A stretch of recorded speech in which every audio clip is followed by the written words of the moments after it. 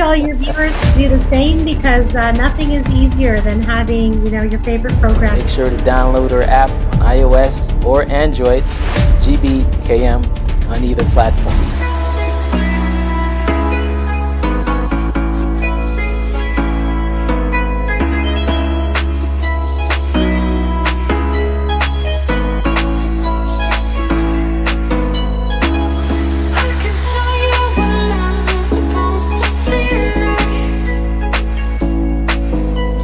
Got MP Sahota, Minister of Parliament from Brampton North. And I've downloaded my app as well. Encourage all your viewers to do the same because nothing is easier than having, your favorite program. Make sure to download our app on iOS or Android, Gbkm on either platform.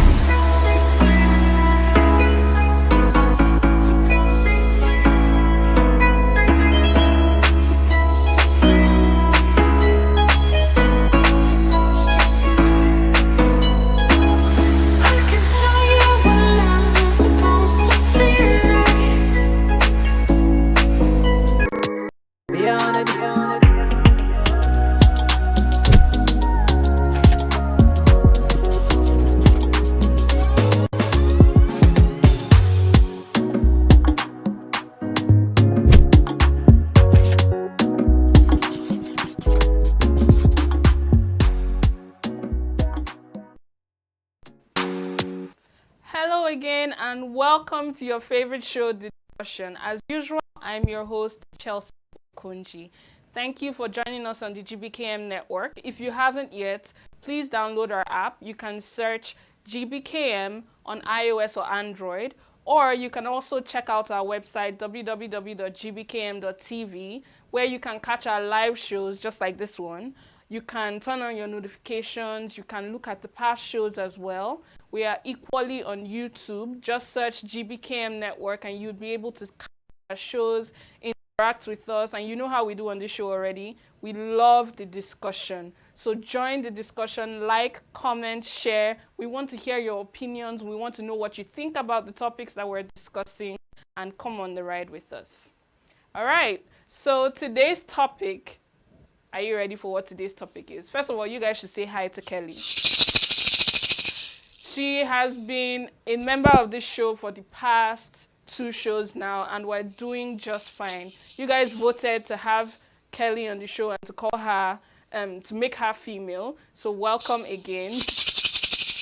Now, today's topic, like I was saying, very, very interesting. If you have kept up on social media for the past week or so, you're going to realize that today's topic is a hot topic. It is the discussion on blue therapy. That's blue therapy on YouTube. We're going to be dissecting what was said, what was not said, what happened, and what was implied. Stay tuned. Before we get into that, I just want to quickly give you a rundown on what my week was. You know how we do on this show, we catch up. And I don't want to leave you guys out of the loop. So this past week has actually been okay, regular work, home. We're excited to be in the month of May, which is something amazing. We're getting closer again, like I said, to summer. And here in Canada, especially in Toronto, things have been changing in terms of the availability of the vaccines and how we can get some. Initially, it was 40 and above. That's for the age as of last week and 2 weeks ago, for who can go to the clinic and get your vaccination. But at the beginning of this week, to be precise, on Tuesday, it was dropped down, the age range was dropped down to 18 and above for who can go and get the vaccine. So you know what I did? I actually went and got my vaccine. And I want to just bring you guys along with me. I didn't forget you. We're going to go on this journey together. There is a video of how this happened. Just stay tuned. It's coming up. Watch this and we'll talk later.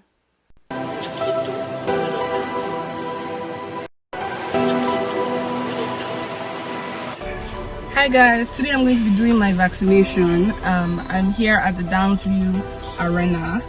So I'm going to be documenting the process for you to be able to see what the process is like. I came prepared. I'm wearing a t-shirt as I was told, so you don't have to raise up your sleeve too much. Let's go inside and see what it's all about.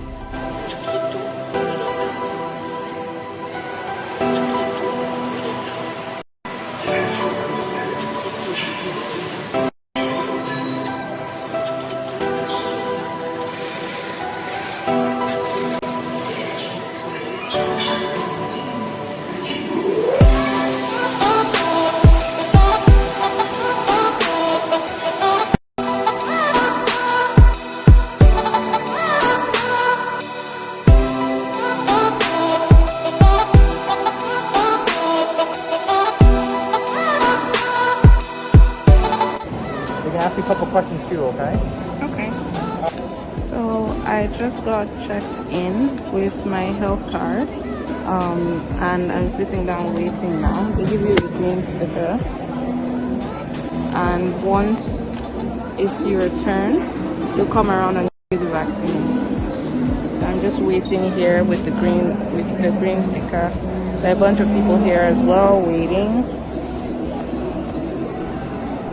Right after when you're done getting your vaccine, you have to stay here for another 15 minutes for them to make sure that there's nothing wrong with you, of course. So let's see how it goes.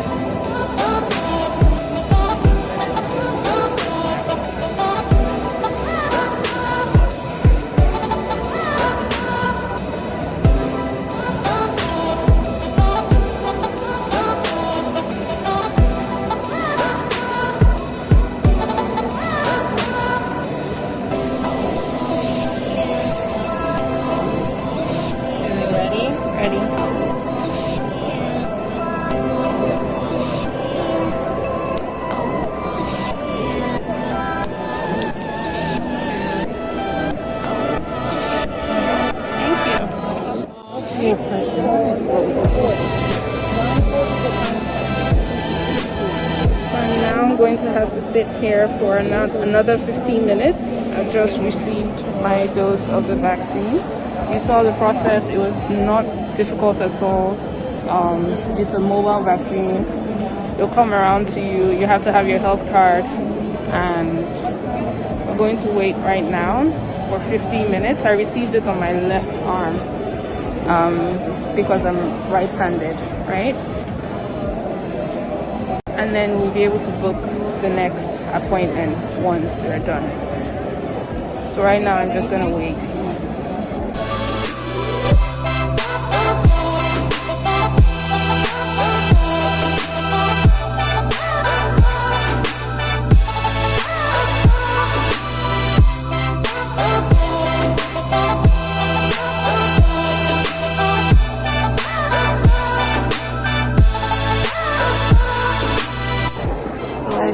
Got my slip with the appointment for the next vaccine. That's going to be in August, because it has to be about 16 weeks after you get your vaccine. Just for clarification, the one I got is the Pfizer vaccine, and yeah, I'm still waiting right now as an update. Waiting for 15 minutes, and once that's up, then I'll be able to go.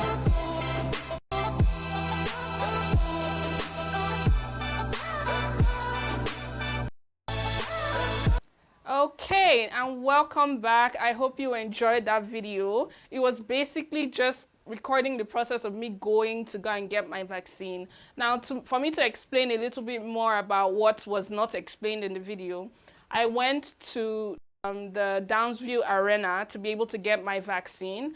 That is where I got the first dose of the Pfizer vaccine. It was given to me on my left arm, considering that I'm right-handed. And just a few things that I feel like people should know in case they want to go and get theirs, and just to be prepared. Now, I did have breakfast before going, only because it's taking an injection. It wasn't prescribed by anyone or recommended, but I decided to do it myself so I don't feel dizzy or anything afterwards. So if that's something you're thinking of, I suggest that you should as well. On getting there, before getting there, I was also advised to wear a short sleeve t-shirt, because you have to roll up your sleeve, right? And then you would have to roll up your sleeve to be able to get the shot. So it doesn't make sense for you to wear something long sleeve or something that you would have to take off entirely. So that's one key point to also note. Another thing that I noted, so this particular vaccination pop-up area was opening, or it opened at 9 a.m. So it's Monday, May 6th to May 9th. So that means as of today, it still happened. Tomorrow, you're still going to be able to go ahead and get your vaccination from here for age group 18 plus. And it starts officially at 9 a.m. Now, 9 a.m. is what I was told. I got there considerably, like 2 minutes after 9. There was no line outside. And I was like, oh, this is great. But the arena on the inside was full. And there was a line on the inside, which I was confused about because it said 9 a.m., right?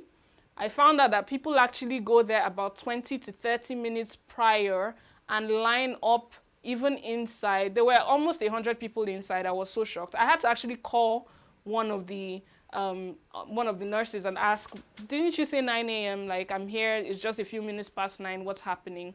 People came in earlier. So if you go earlier than the than the time that you're supposed to go, you'd actually be let in. I advise that because if you have things to do for the rest of the day, I would advise that you just go as early as possible. You will be let in, but the vaccination will not be administered until 9 a.m. So we got in, I got in, I lined up for a little bit. It was about, let's say, 5 minutes inside the arena itself. There were already people being seated on, about to receive their own vaccines. I was told I wasn't allowed to record, so you have to get permission for that. But once you get in, the line moves up pretty quickly and the line forms pretty quickly as well. I advise you to go early enough. If you're not going early enough, give it more than 2 hours because it's a bit time consuming. So once I got inside, I was, they asked for my information, which they checked, my health card, my ID to check my postal code, and just to make sure that and my age as well, because, you have to be 18 and above. I got in, I was checked, you get a sticker, and then you move on. There are different points, actually. There were about 2 checkpoints to verify your information, which I thought was very thorough, so nobody can just walk in there and claim something else. So you're in safe hands, as safe as it can be. They made the procedure feel easy. They made me feel very comfortable. When it was my turn, like you saw in the video, I sat down and waited a little bit. One person came and took my information, verified it, because what happens is they're going to have to email you all that you did. They're going to make sure that they have the right details to contact you when your dose has been given and when to schedule the next one. Once the nurse came around, she asked me, if I had any symptoms, if I was experiencing anything, if you have any allergies. That's very important too. So if this is something that you don't know how your body is going to react because you have allergies to other drugs, it will be wise for you to say that and for you to let them know. If this is something that you are having symptoms already of, dizziness or fever or anything closely related to COVID, I would advise you do not go to take this. This is another key point that I found out that most people don't know. You don't take it if you have COVID. You have to wait to be better before you can go ahead and take the vaccine. Another thing is you're not fully immunized until the vaccine has been administered twice, until you've gotten your 2 doses. So what we're doing right now in this area, and especially in Canada and Toronto, we're getting our first dose of this vaccine. This does not immunize you completely against the disease. You still have to wear your mask afterwards. You still have to take precautions. This just gives you a percentage at which you will not be high risk, more or less. So when I got in there and sat down after questions and making sure that I wasn't allergic to anything, the nurse gently came around. They'll give you the option for what arm you want, which is very considerate in my opinion, because if you're predominantly left-handed or right-handed, they don't want a situation where you would not be able to carry out your daily activities, which was thoughtful. I got mine on my left arm, and you would be asked to wait an extra 50 minutes. So that's 50 minutes seated, so they can monitor you and just make sure that there aren't any allergic reactions or any other reactions to the vaccine itself. I sat down there, I was waiting for 15 minutes after. I didn't really feel anything. Let me just be honest. It wasn't, the needle is so tiny. For those of you that are scared of needles, I promise you, you have nothing to worry about. And I got the Pfizer vaccine, in case if I haven't mentioned that yet. It goes in really fast. As in, so fast, I was like, has she done it already? It was done. And they put the plaster on it. Even when I took out the plaster later that night, I didn't see any blood. That's how I know that the needle was so small and so short. So it's not something you need to be scared about. After 15 minutes was up, I stood up, went through another procedure of questioning just to make sure that you're okay. So in total, I spent about 2 hours at this location. But you don't need to spend up to 2 hours. If you come there early enough, you can get it done in less than an hour, or in like an hour and a half maximum, just because of the waiting time. Once I was done with the waiting and it was time to leave, there are actually options for you to, take pictures, put it on your social media if you want. They give you a chocolate afterwards because you have completed your vaccination and you need to eat or you need to be hydrated to be able to get something. And that's all well and good. I was feeling very good. I got it done in time. I was able to go home and get along with my day.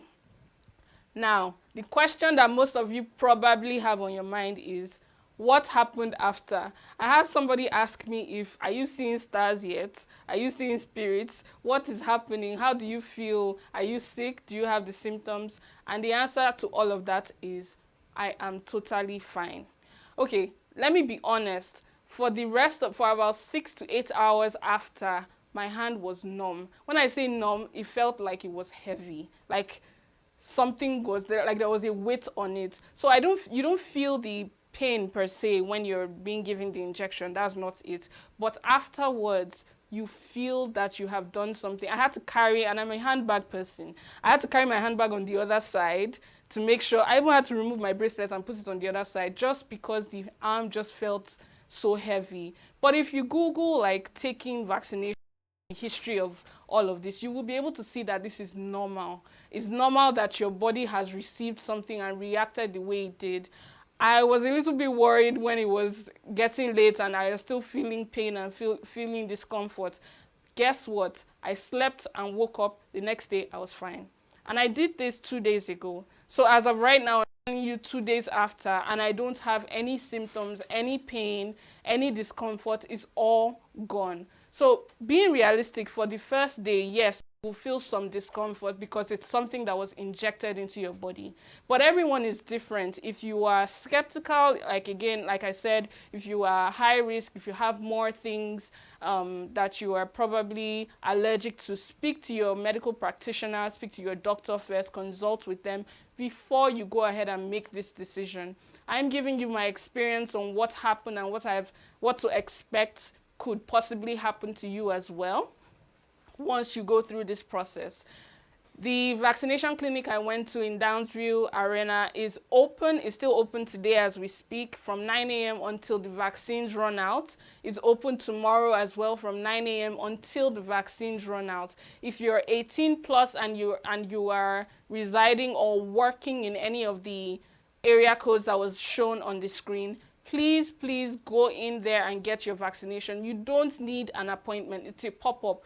You really don't, even if you don't have all the right documents, as long as you have proof that you live or work there, you have an identification, government issued ID that you can show, you would be able to get your vaccine and book for the next one. Brings me to my last point right now, which is when the second dose will be. Now, the second dose for Canada right now is being issued 16 weeks after the first dose has been taken. So for me, since my first dose was just a couple of days ago, my second dose is going to be in August. And it's towards the middle of August. That only then would you be fully vaccinated, and then we'll be able to move forward and see what it's like. But I can assure you that this is helping to lessen the restrictions that we have in this area, in the sense that once most people have been able to receive their first vaccination, then I believe that Ontario restrictions and laws will start to ease up a little bit. We'll be able to go out, interact, yet everyone is still wearing their mask. Mind you, you're still keeping 6 feet apart because you have to be fully vaccinated to be able to see an important difference. But at the moment, it's helping ease things up, and we're hopeful, fingers crossed, that we're going to have a summer this year. So let's look forward to that. So that is my experience with the vaccination process and how I prepared, what the process was like, and afterwards. We're going to take a quick short break right now. Once we come back, we're going to be touching on our hot topic, blue therapy. Stay tuned.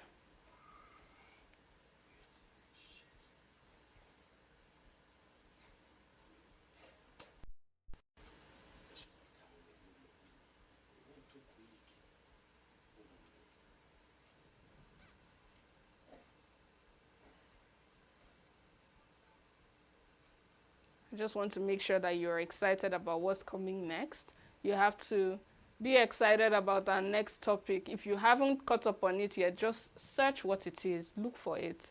But it's coming, I can assure you. And I'm going to give you my unfiltered and undiluted thoughts about it. This is not your regular show. It is an interactive section powered by the masses. You go Nigeria, you wake up, you go come. I just said now, I don't go Nigeria. Where we discuss issues that cut across politics, security, health, current affairs, governance, and so much more. Slices of humor to keep you entertained and thrilled. We are the Gbkm Street Talk Team.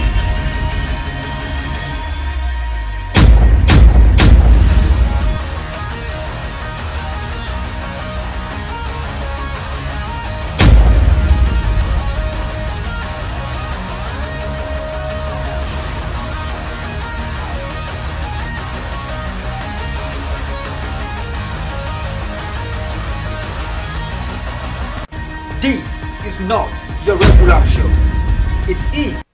Welcome back to the show. So the first part of the show, I was just giving you all of my details about my vaccination process and how it went, what to expect. Now, let's get into it, my people. If you have been following social media and just been abreast with what has happened in the past week or two, I would suggest that you would have come across Trend Central's blue therapy. Now, I want to talk about this because it has raised so many eyebrows. First of all, let me give you a background for those who don't know what this is about. So this couple that you're seeing on the screen, his name is Jamal and her name is Deborah. It's about two couples in particular, actually, not just them. They decided to go to a renowned therapist to be able to work on their relationship issues, and the therapist is well known. She has a track record. So they decided to do a social experiment where two sets of couples, so this is Jamal and Deborah, and the second couple is Chioma and Paul. We all know Chioma from BK Chat. If you watch BK Chat in 2019, and it's still going on right now, but with the original cast, she decided to go with Paul for therapy, an idea that Paul expressed multiple times that he was not open to. So now we're going to get into it, and my people, we're going to discuss, because some things happened and I'm not okay with it. Let's talk about Chioma and Paul first. Chioma is, in my opinion, everybody knows she's an attractive woman. She's hardworking. She already had a social media presence before Paul came along. According to her, according to the video, Paul met Chioma on Instagram. So she was established already. We already knew her as Chioma from Backchat. Paul met her on Instagram, slid in her DMs, more or less, and they started talking. From talking, they started, you know how dating goes. You get to know each other, you start dating. That's good. When Chioma met Paul, Paul was a hustler. He still is, in a sense, hardworking, juggling jobs, making ends meet. Us women, let's be honest, that's what we're attracted to. Nobody wants a man that is going to be lazy, that is not going to be able to pull his weight or put bread and butter on the table. Now, it's often said that what attracts you to somebody can also be what, repels you from the person sometimes. It's one thing for you to be attracted to that in fiction, not in theory. It's another thing for you to enter it, be in it, and start receiving the other end of it. So let me put more context into what I'm saying. Chioma is basically complaining that she doesn't get enough love and affection from Paul because Paul has dedicated his entire time and energy and effort into his work. More context, what Paul does is he's a fitness and nutrition specialist. He works with high-end influencers and highly influential people. A point he made sure that we knew over and over again. Chioma does other businesses as well as being a social media influencer. Now, Paul, they just moved in about 6 months ago. They lived together. That's when things started to stir up the pot, basically. She complains that he goes out, he spends money, he's basically taking the phrase, fake it till you make it to a different level. But he's saying, you know, you met me this way, these are the things you liked about me, now you are on the other end of it, I haven't changed, but you have a problem with it. She's saying you don't have time for me, you see this relationship as a business relationship, as a brand, more so than what it is supposed to be. Now, from my bias as a woman, we all know that women need love, women need attention. You cannot just put a woman in the house and say, I've gotten her, that's it. We don't want that. On the other hand, Chioma did know what she was getting into. She knew that this was the kind of guy that she wanted. And above all else, she was, let me say, quote unquote, blinded by love, right? And then fell in love with this man. Now, mind you, when the therapist asked how long they've been having these issues for, because they've been dating 2 years prior to moving in, she said they've only been having these issues for about 6 months since they moved in together. That goes to show that cohabiting with somebody is a whole different ball game from just dating the person where you see them once in a while, maybe once in a week or two, or depending on what your people's schedules are, but you go home to your own natural habitat and behave how you behave because you're on your own. Paul expects Chioma to, because she's more flexible, he expects her to do, you know, domestic work, cook, clean, feed him, all the traditional expectations of a woman, basically, while he goes out and he comes back a little later. Now, the reason why I have a problem with this, the feminist in me has a problem with this. I'm not saying that you shouldn't cater to your man, you should not love him, you should not do all you can, but I'm saying there should be a balance. There should be some sort of equality. There should be an understanding. I wouldn't want to go into this situation with somebody that expects this of me. Because along the line, part of their discussion, he got into a point where he basically said, what is wrong with being a housewife? And she said, there's nothing wrong with being a housewife. That's not how you met me. You did not meet me as a housewife. So why do you now want to make me into a housewife to suit your needs? Brings me to my second point. Most women nowadays, I'm seeing a lot of women empowerment. Women are taking over, doing things, taking over space, being vocal, and being financially dependent. I'm also noticing that it's not every man that can handle a strong, independent woman, let alone a woman that is out there in the media industry. These things have a lot to play in the dynamics of a relationship. I think they are very important. Paul says that the things that they do together as a couple is that they review the relationship every 28 days. Guys, company review happens almost every month. That's a very similar thing to what Paul is saying. We review the relationship every 28 days. Sir, this is not a business. This is not a portfolio you're building. He always refers to the relationship as a brand. I just want to say that, in my opinion, I don't think that is right. I'm not putting too much blame on anyone. I'm putting blame on Paul. Let's scratch that. Chioma also has some blame because she has tolerated this. She knows the man she fell in love with, quote unquote, and it has gotten to this point. Now, what they're going to do with it afterwards, sis, just find somebody else, because this man is so set in his ways. I don't know what to tell you. Moving on to the second couple. In this case, we have Deborah and Jamal. Now, Jamal is a 27-year-old man, from what we gathered from therapy, who is in the midst of finding his feet and trying to lay foundation for his like life. Basically, he's trying to buy a house, he's trying to save. He has some flaws that she mentioned, but we'll just keep that aside. She mentioned that he doesn't make too much time for her. He's always late, which he came to the therapy late as well, to be honest. I was like, he was the one that tried to talk her into it. Then she came early, cameras were rolling, and he still hadn't come. He came like 5 minutes later. I was like, okay, I can see how you have a problem with that, but it's not such a big deal, but you know, to each his own. It was a big deal to her. Communication is a big deal to her. She said they talk once every 2 weeks. If I have a man that I'm in love with, I don't think I want to speak to him once every 2 weeks. You might as well be a distant acquaintance, but you know, again, that's their situation. The major thing that stood out in this situation is that Deborah is of the opinion that Jamal should be a provider, in the sense that she likes luxury things. Deborah, for context, is 24, and this is her first relationship as well. She's just coming out of, in her words, her dad had always sponsored her lifestyle. She likes luxury things. She likes Gucci bags. She likes designer things. And Jamal should be able to provide for her in that way, regardless of what's going on with him. Jamal should be a provider. Now, 2 things with this. I don't think she's necessarily wrong for demanding what she wants. I mean, it's what she wants, right? Everybody has a right to what they want.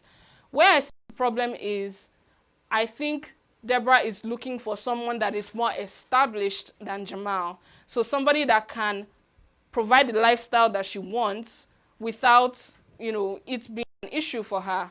Or Jamal, in the other case, somebody that is more willing to understand that you're going through your foundation laying stage. Understand that this is your building, and a babe that will be able to hustle with you and build with you. So in my opinion, these 2 people are a mismatch. This girl is up in Harrods, wants to go to Hakkasan she wants to go and have lunch in Paris and have dinner in New York. This man wants a woman that is going to hold it down and somebody that is going to understand that he's laying foundation for the future. In my opinion, Chioma should switch and date Jamal. Deborah should switch and date Paul, Chioma's boyfriend. Because Paul is all about being a provider. Deborah is all about bring back the money. They are going to fit. In the other case, Chioma is ready to be level-headed. She's talking about finances. She's talking about planning. She's talking about building a future. Jamal is saving for a future, about to buy a house, wants to buy a house, wants to lay foundation. In my opinion, these 2 people fit, and they fit perfectly. So this is just my opinion of what Blue Therapy was all about. It's interesting to see people's dynamics, especially in relationships, especially people's views, what comes into play when you're in certain situations. And it's, in fact, this show comes out every Thursday. There are 2 episodes out right now. Every Thursday so far, it has come out, so you can make better judgments. It's going to come out again next Thursday, so we're going to see the outcome of what is happening. Of course, there's also the talk about if this is real or if this is staged. To me, it seems pretty real. I may be naive, but it seems pretty real. It's a ballsy move to come and put your relationship on blast in therapy on TV, like on a platform for people to be able to see and judge and everyone to have an opinion. You have to be strong-minded and very secure in your relationship to be able to take people's criticisms. But we'll see what's going to happen next week. Stay tuned. I will be here to update you. So with that being said, we've come to the end of our show. This is the conclusion. Once again, I'd like to say thank you for tuning into the discussion. I'm your host, Chelsea Okonji. Thank you for joining us on the Gbkm network. You can also search our app. Please download this app. Search Gbkm on iOS or on Android. Or you can also search our website, www.gbkm.tv, where you can catch our latest updates and more. Remember, every topic starts with a discussion. See you next week, same time, same place. An interactive section powered by the masses. You go come Nigeria, you wake up, you go come. I just said now, I don't go Nigeria. where we discuss issues that cut across politics, security, health, current affairs, governance, and so much more. Slices of humor to keep you entertained and thrilled. We are the Gbkm Street Talk Team.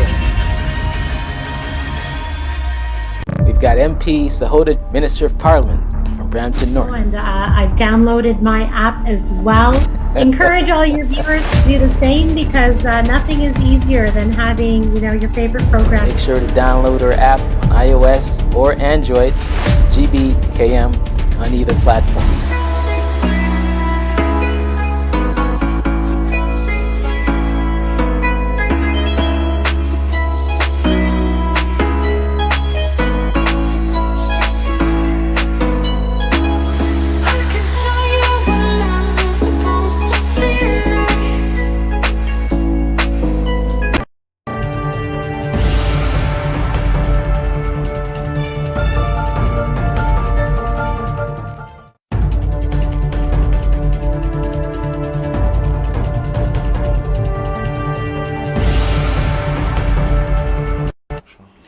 Good afternoon, live from Toronto on the Gbkm network. This is the Chat Up Show, the show where we catch you up with a chat up of our weekly headlines. I'm your host, Elizabeth Eloidy, and I hope that you are ready to chat it up with me today.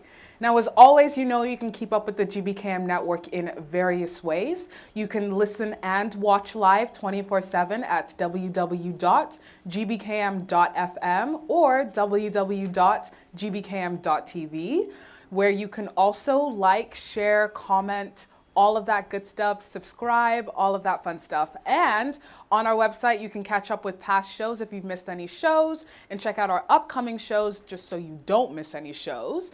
And the best part about this is we also have our free app available for download on the App Store and the Google Play Store.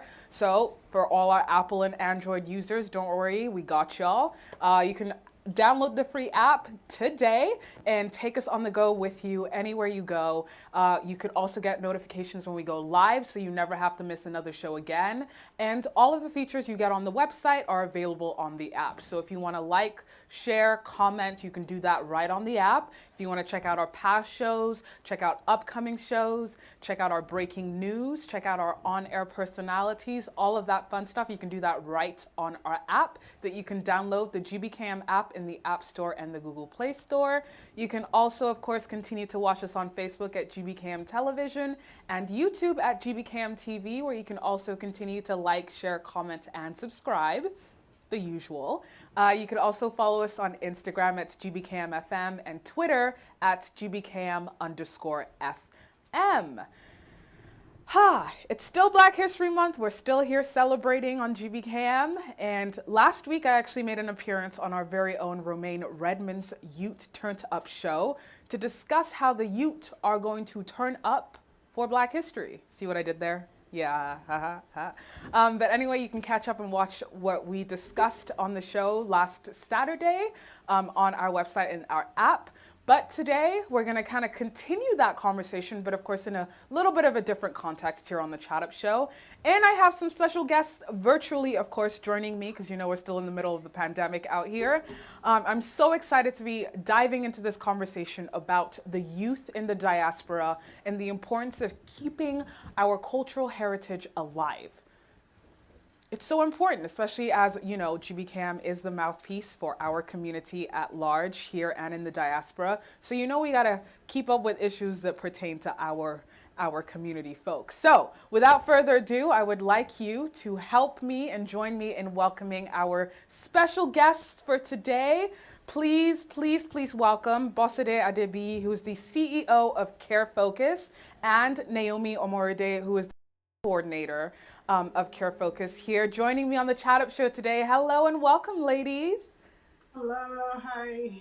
Hello. Hi. Thank you for joining us. How are you doing today? I'm doing great. Thank you for having me. How are you? Good, good. Staying safe, I hope? Yeah. Of course. Great stuff. Now, I kind of want to just dive into what Care Focus is. Now I'm going to first let, of course, our CEO here take it over and tell us a little bit more about what this organization is and what it does within our community. Thank you so much, Elizabeth. Thank you for all that you do also in the community.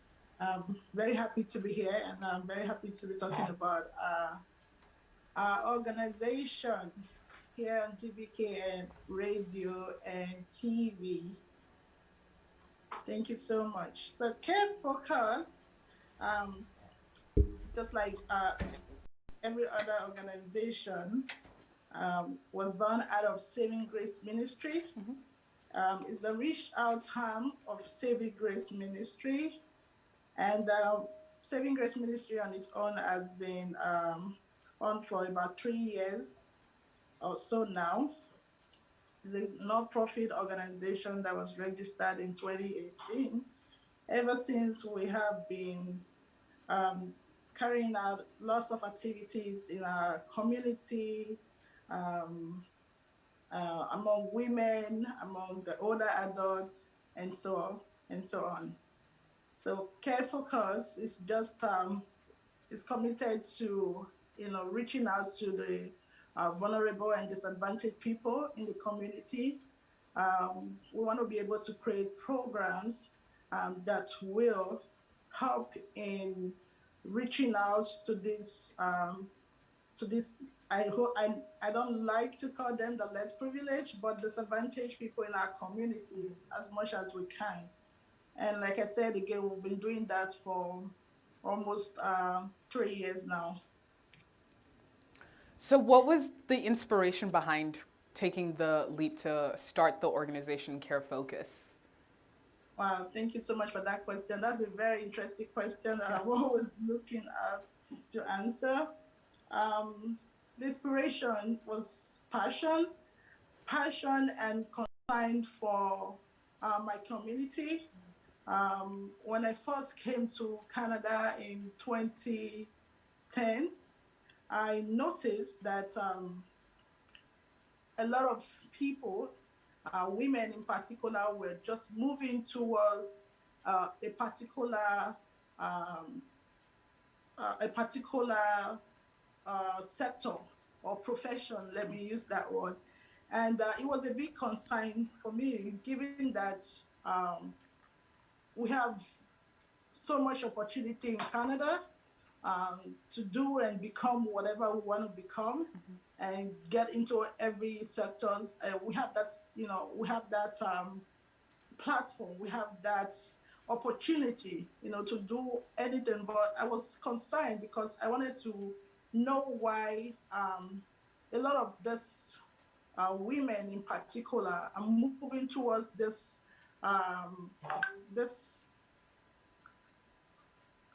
particular profession.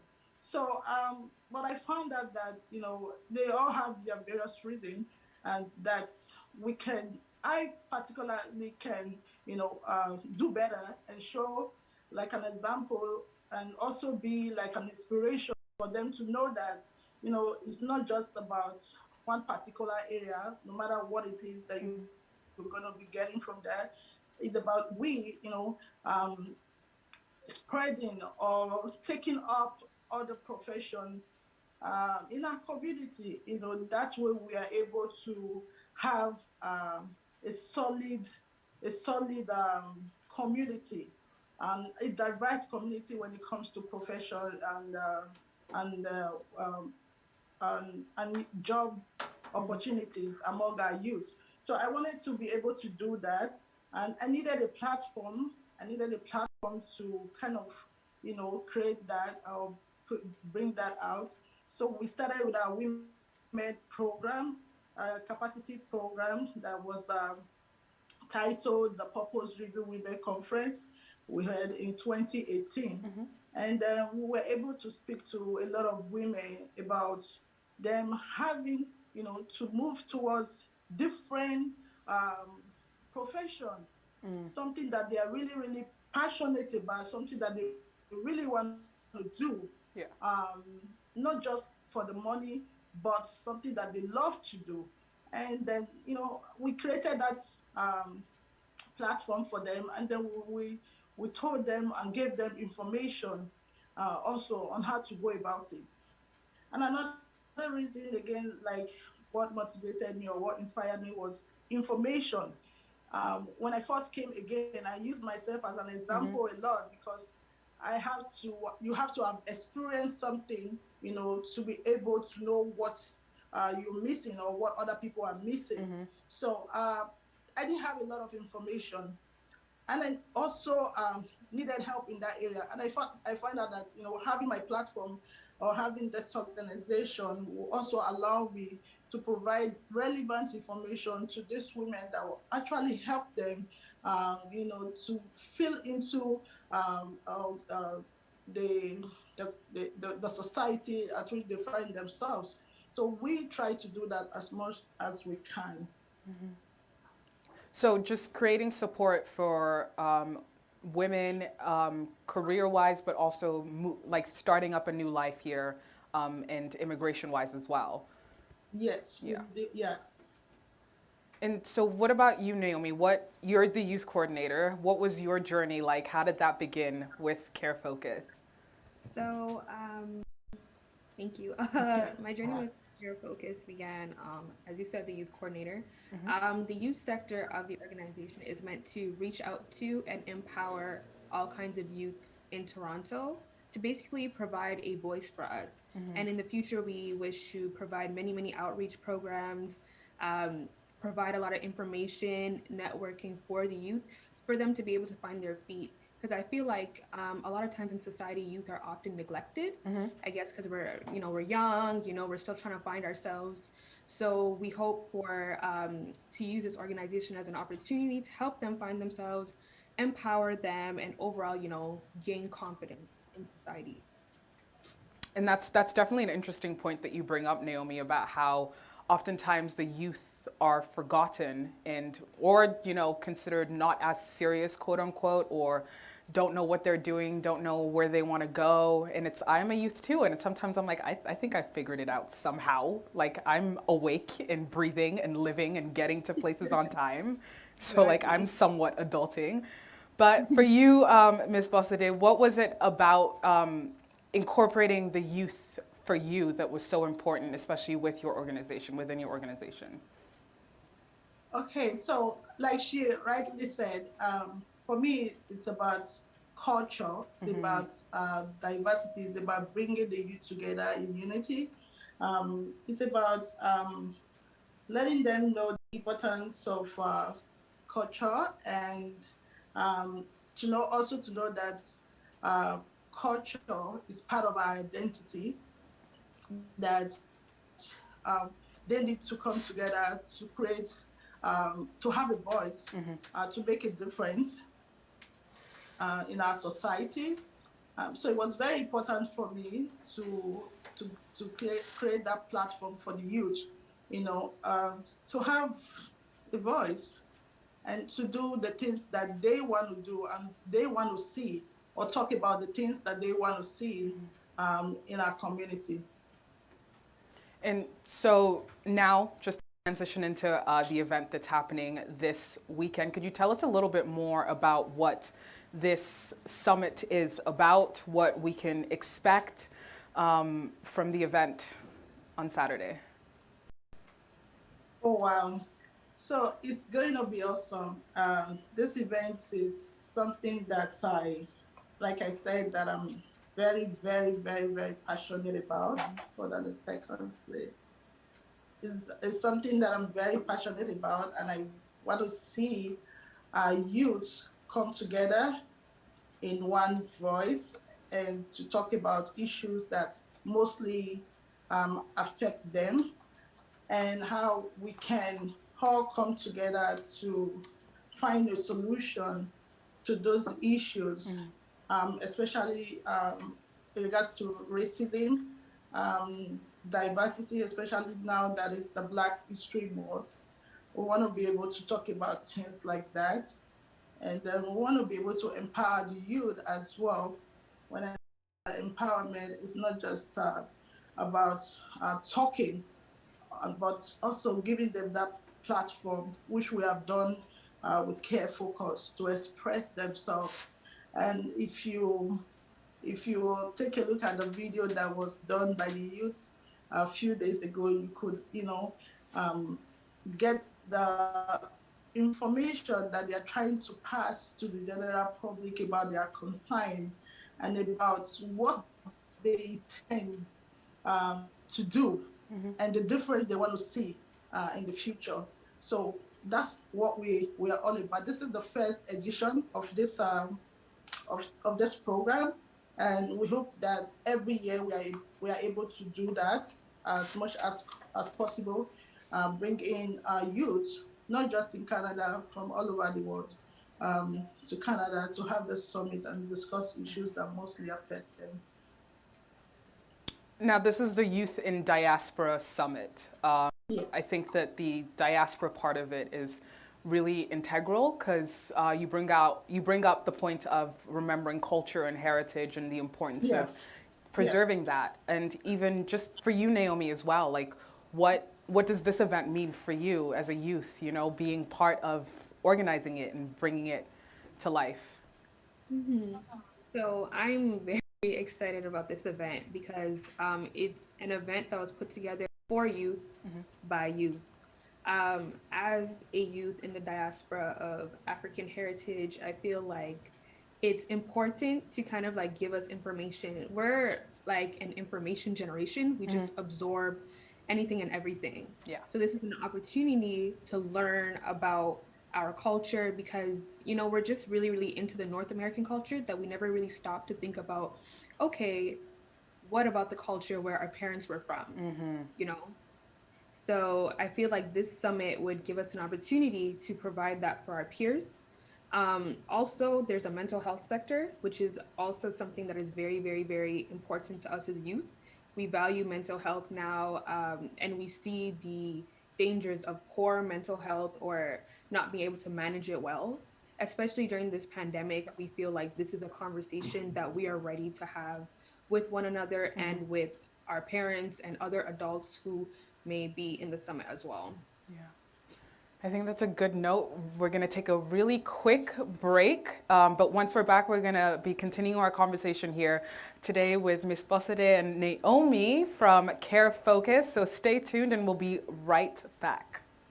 Features from the website that is portable, in your hand, ready to use and ready to go. Now I'm just going to guide you through what we have available on our app right now. So here, this is the page where you can watch our live TV, our Gbkm TV. You can watch live, enjoy the shows live. Now, if you go to our tabs, you can check out any shows you missed in the past shows tab, and that takes you to the past shows that have happened in the last week. And if you just scroll down, you can see those past shows in order, chronological order with their dates next to them as well. So if you've missed a show, no worries, just go to the past show tab and you can catch up on your favorite Gbkm entertainment. Going back to our menus tab again, you can check out our upcoming shows so you do not miss any past shows.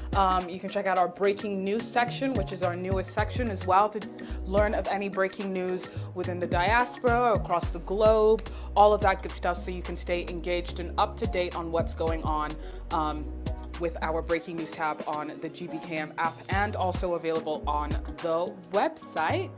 And as you can see, there are other tabs there. You can listen to our live radio, our live TV. You can learn more about our on-air personalities by going to our OAP tab, all of that good stuff. Hello and welcome back to the Chat Up Show. And today I am joined with CEO of Care Focus, Ms. Bosede Adebi, and Youth Coordinator Naomi Omaride, as we discuss the upcoming Youth in Diaspora Summit that will be happening this weekend, February 20th. Could you actually give us a little bit more information about how our viewers can tune in, how they can engage with this event, maybe get involved with the organization in the future? Anyone? I'll let Ms. Bosede to take this one to start. Okay. All right. So I'll just talk about, give a little bit of information about how they can actually be a part of this program. Um, for this year, we are having it because of the pandemic. We are having it on Zoom. It's going to be a virtual event, and then all they need to do is just log in with a password and the code into the meeting, and then they can also join us live on Facebook. Um, they can join Gbkm TV on Facebook. Is one of our media partners, so it's going to be on air with that day as well. Yeah. You can watch us live from Gbkm TV and on Care Focus Canada platform as well on Facebook. Okay. Great. So there you have it. If you want to tune in, it's going to be a virtual event and we will be live streaming it here on the network. So you won't miss out on Gbkm TV.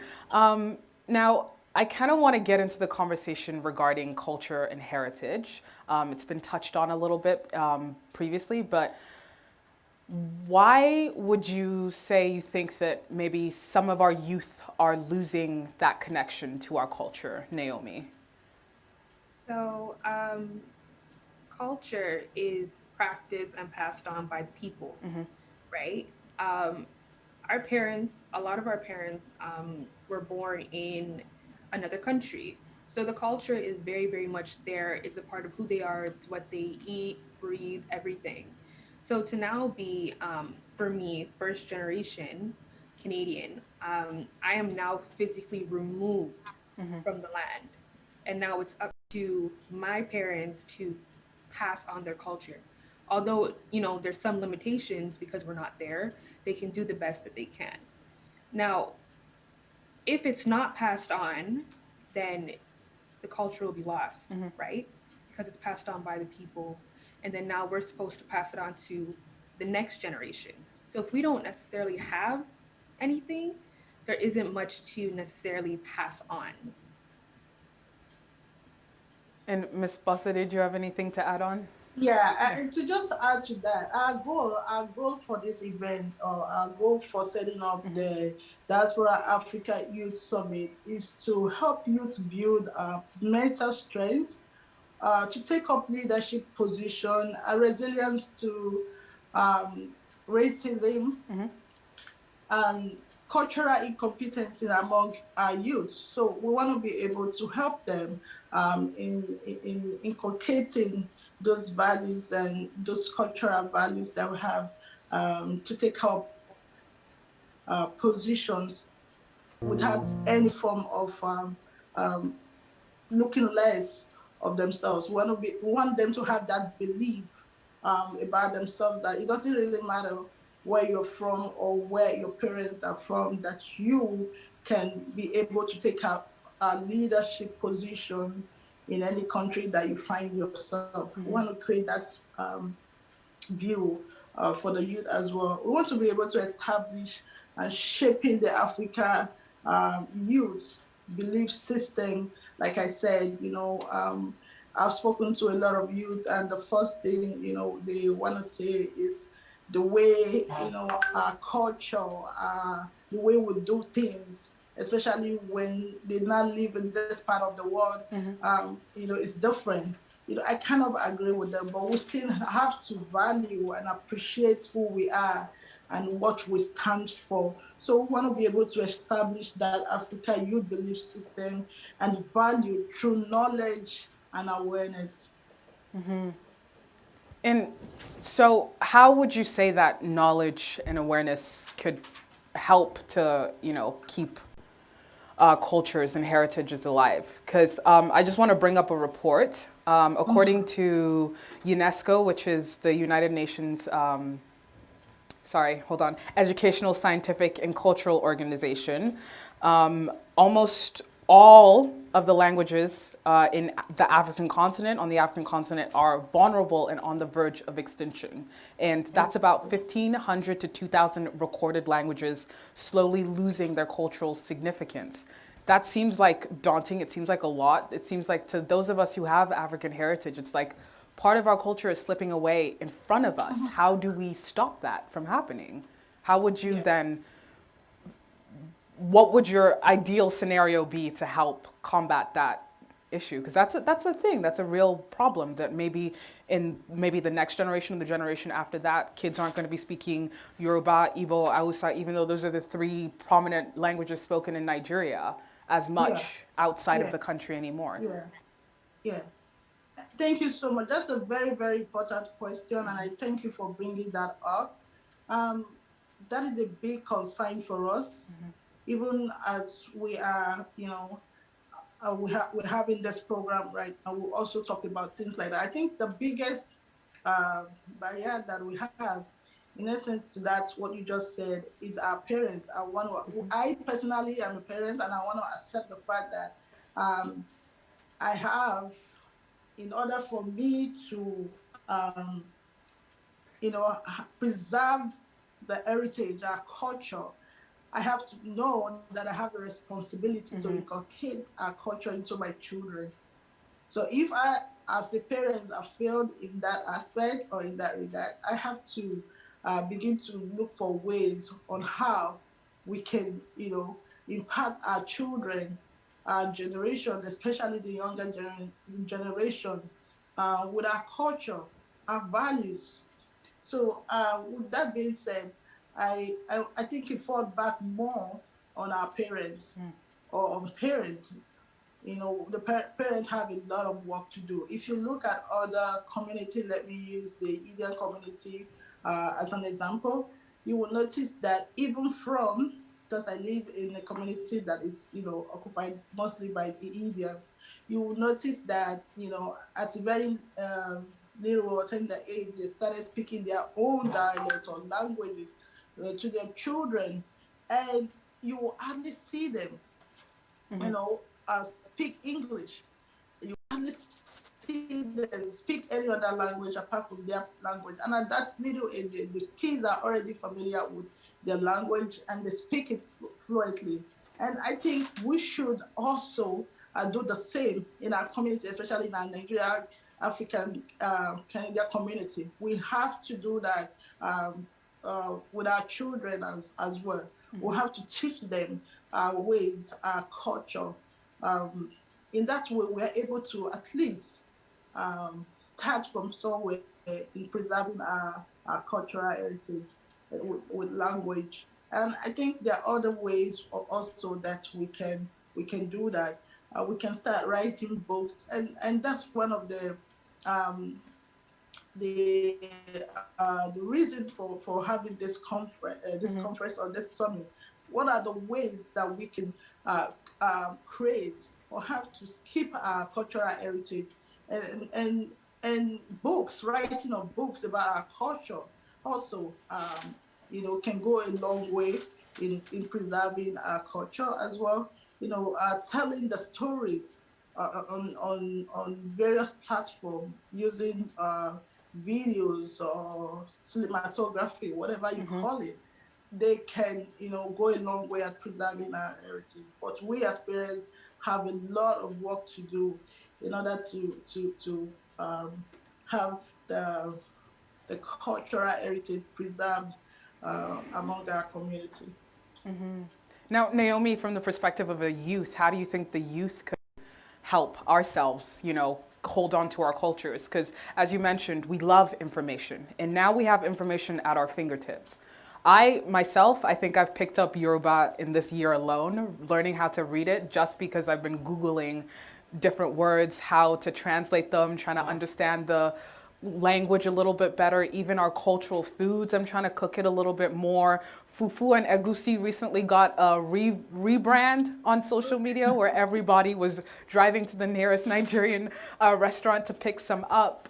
But how would you say of course, the parents, passing it down to the next generation, that's so important. But how can we take it upon ourselves and, be our own leaders to pioneer the movement, to move closer to our cultural heritage and our roots as youth? We love media. We love social media. We love to look cool. So I feel like the more we decide to embrace it, we'll see other people will see us and be like, oh, that's really cool, Let me look into my culture more. through music, through TV shows. Yes, because I myself, because I'm Benin, so sometimes I would try and look for a dictionary online to see if I could look up some words and, practice by myself. Just having access to all these things to cater to different youth's needs. Maybe some people would want to learn the language through a cool and interesting and engaging TV show. Maybe through music, if the music starts to become more modernized and reach out to what youth actually are interested in listening to or hearing, the people who speak the language, maybe if there are younger people who speak the language, to speak it more and maybe encourage other youth to speak it. Because if I see somebody who's around my age speaking my language fluently, unapologetically, I would be like, oh my goodness, I need to get on it. Yeah. Right? Like we follow each other a lot. We like to follow trends. We like to, it's the way it is. So I feel like finding different things that would interest us and engage us and just also being ourselves would help to really, really push culture forward. Now, earlier in the show, we mentioned that there's a video that was created. We actually have the video now, so we're going to show it and let our viewers see it and enjoy the work of the youth and the organization. So check it out.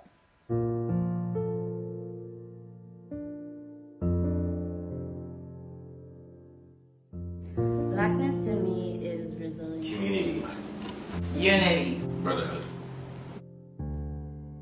Where did you start? There are 8 spots on a track and field track, each spot further back from the next. I didn't choose my start, but I can choose my finish. Define blackness like diamonds, because we always shine under pressure. I was placed in an awkward position where they said build your foundation, but you placed me on sand. Still a child, you scream, be a man. How can I build when my feet are sinking beneath the ground you want me under?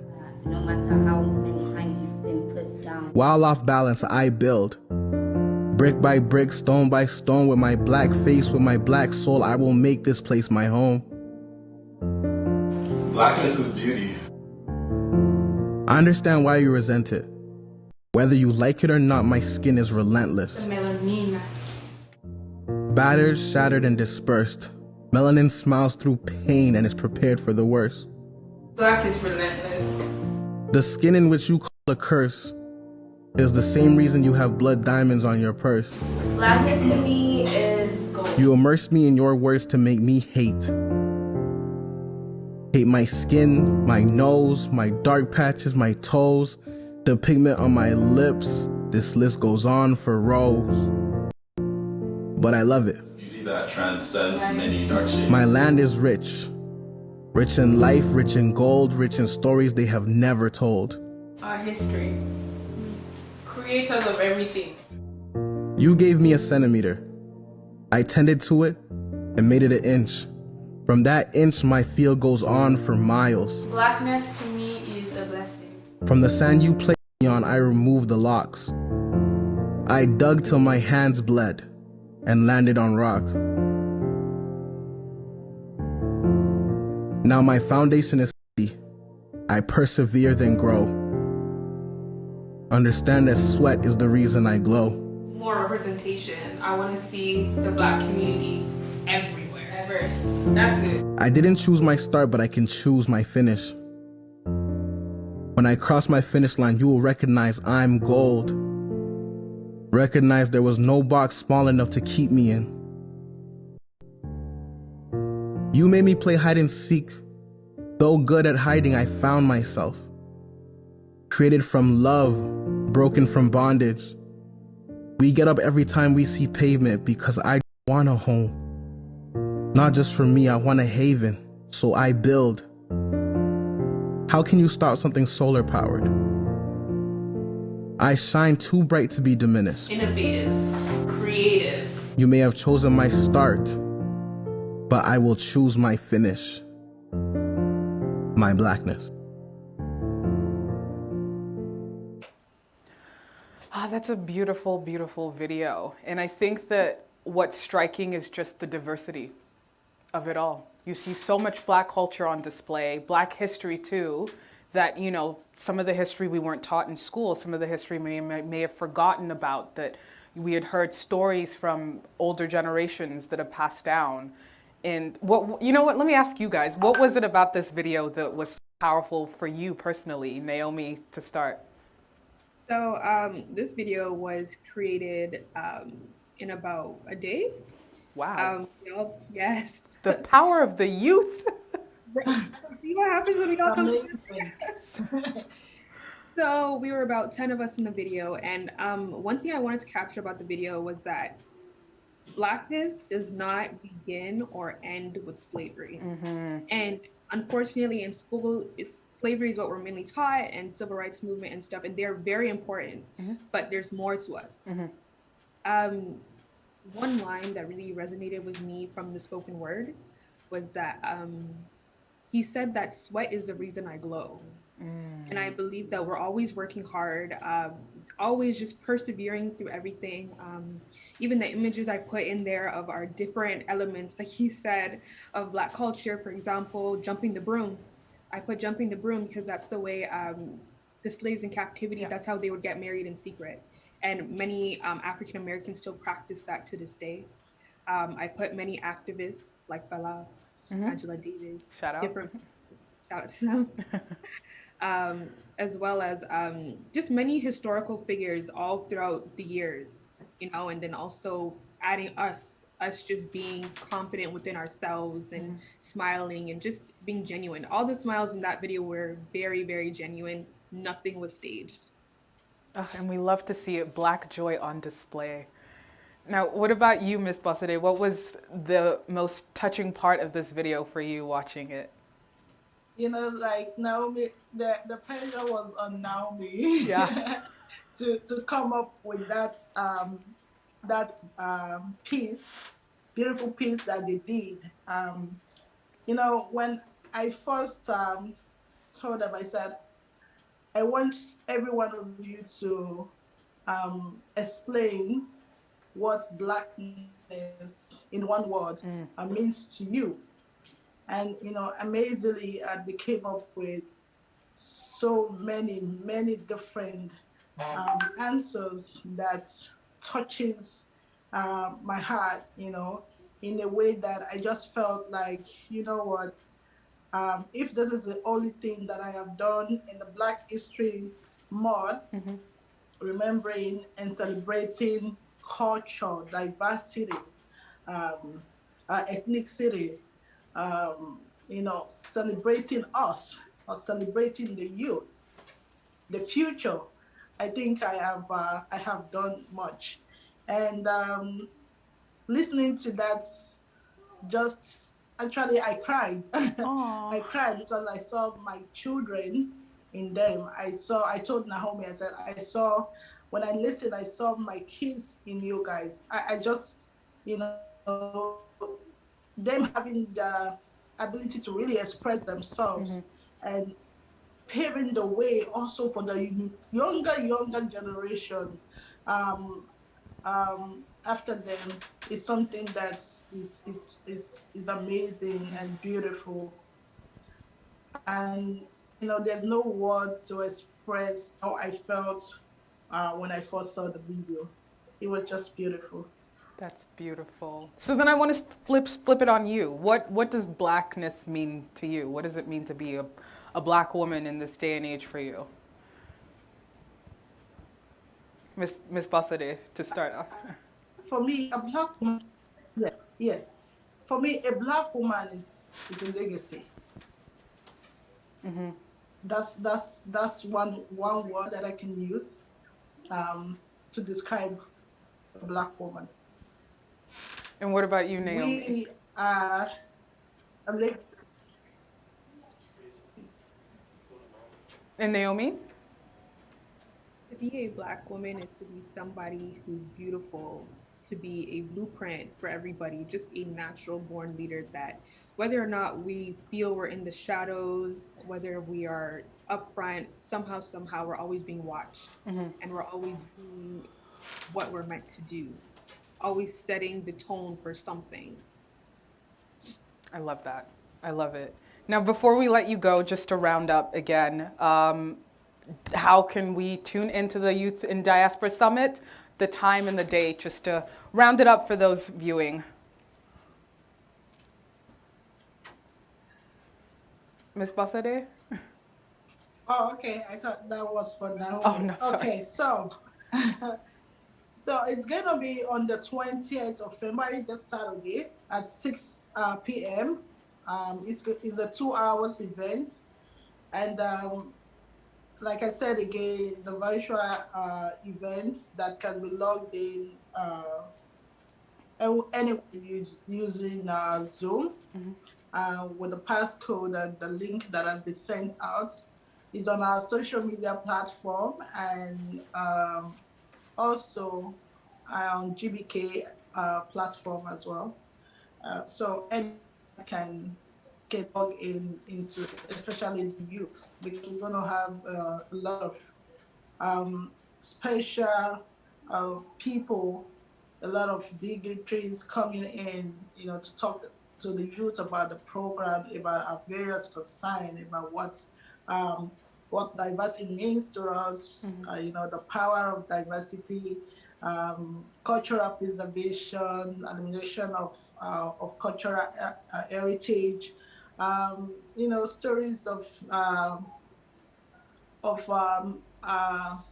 relationship, the Africa and the Europe relationship. A lot of fun stuff is gonna be on that program, on that event, and we're expecting a lot of people. So again, amazing. It was organized.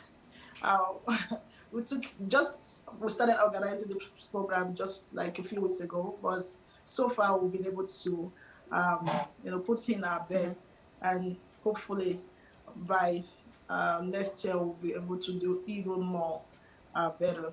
But yes, it's going to be something that's is going to be really, really impactful for everyone. Wonderful, and we sure cannot wait to be a part of that, to watch that and witness the growth of this new initiative. And with that, that concludes our show for today. As always, it's been so great chatting with you all. You can always keep up with the GBKM network 24/7 at www.gbkm.tv or www.gbkm.fm. Make sure you download our free app so you can take us on the go everywhere you go, and you'll get the notifications every time we go live, so you'll never miss a show again. That is the GBKM app, available on the App Store and the Google Play Store. Of course, there's Instagram as well, it's GBKM FM, and Twitter at GBKM_FM. And you can keep up with me, your host, on Instagram and Twitter at TIS_Liz_O. And I cannot wait to chat it up with you at the same time, same place next week. Chat you then. Take care.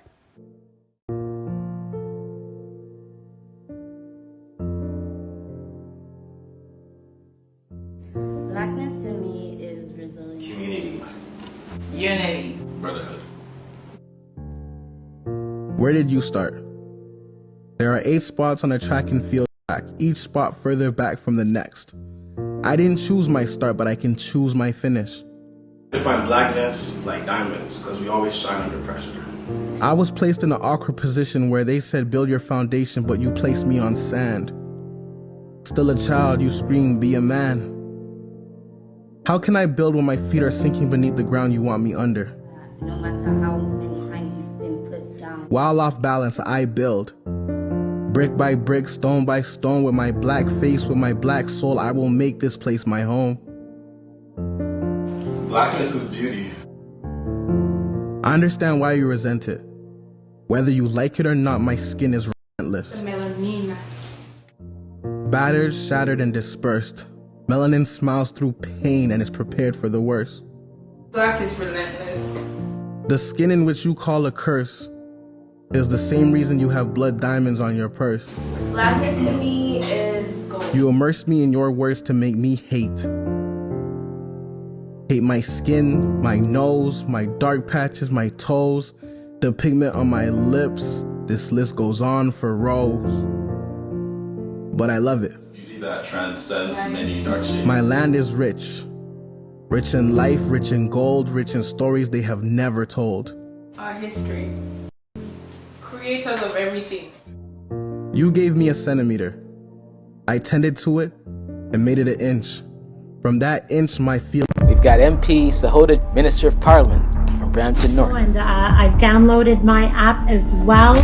Encourage all your viewers to do the same because nothing is easier than having, your favorite program. Make sure to download our app on iOS or Android, Gbkm on either platform.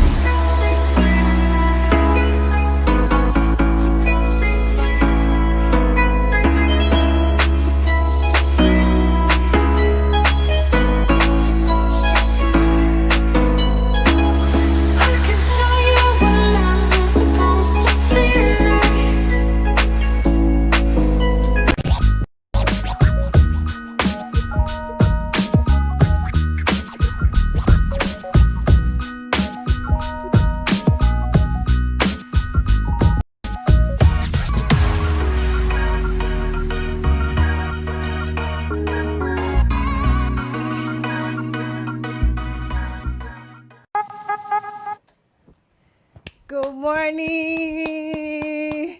Good morning.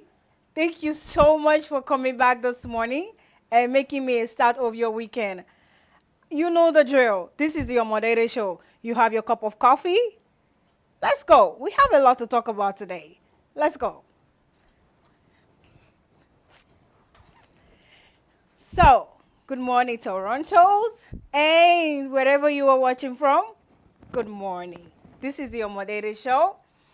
I have my cup of coffee ready because there's so much to unpack today. So, you know how we did one now. Let me drink my cup of coffee first before I can even say anything to you. Thank you for coming back. This is the Omodere Show, and I am your host, Omodere. Happy New Year. It be like say don't say when I come this place. It's been a while now. I came here this morning. It seems like forever. I haven't been to the studio. I haven't seen my folks here. But thank God I'm back. I'm here. Oh, I realized actually that I haven't had time, not the time, to introduce myself to you. And the start of my show, the Omodere Show, I introduced you to my family.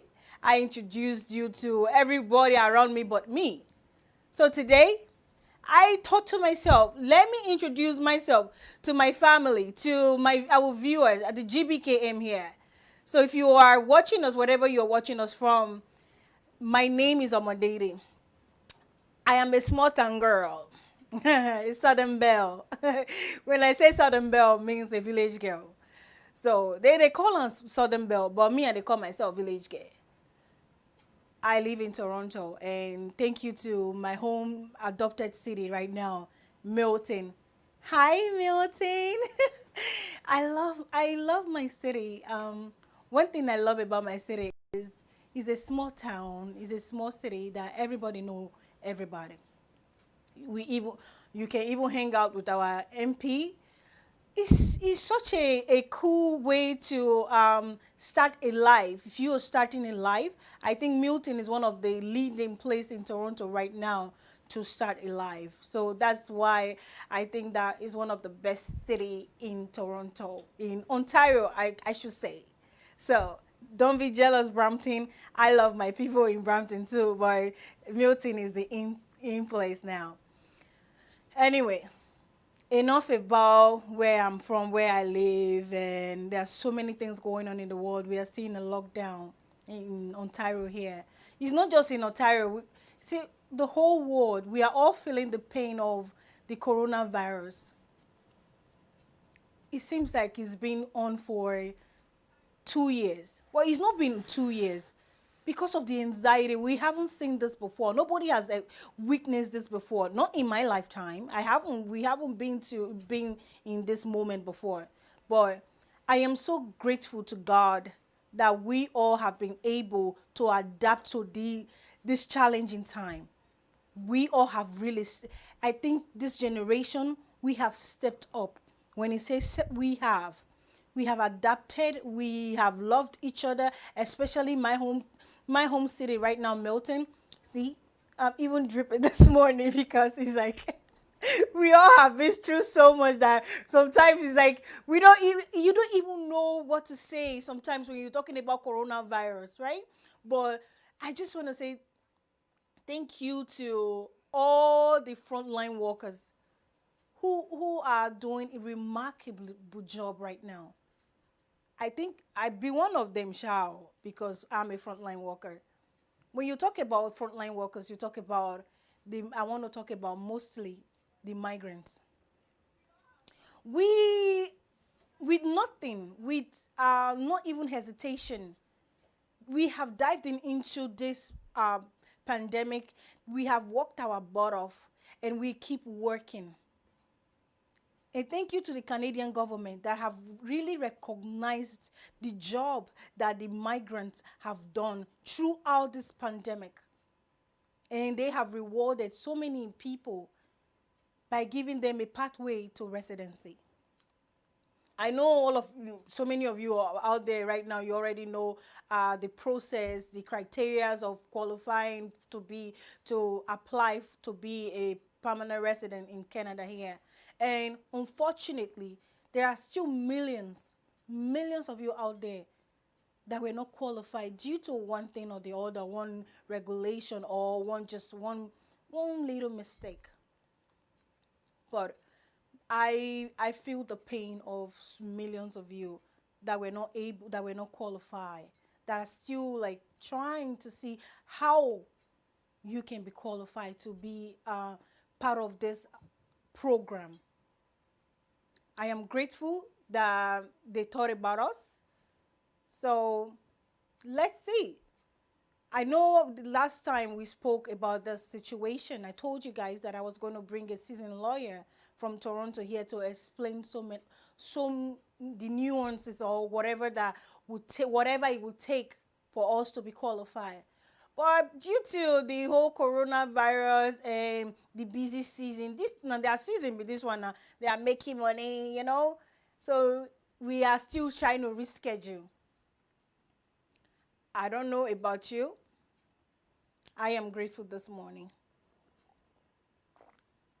So, I still have my producer in the house this morning with me. He's always not by my side. I almost said by my side. Mr. Kenny. Good morning, sir. Good morning. Thank you for having me today.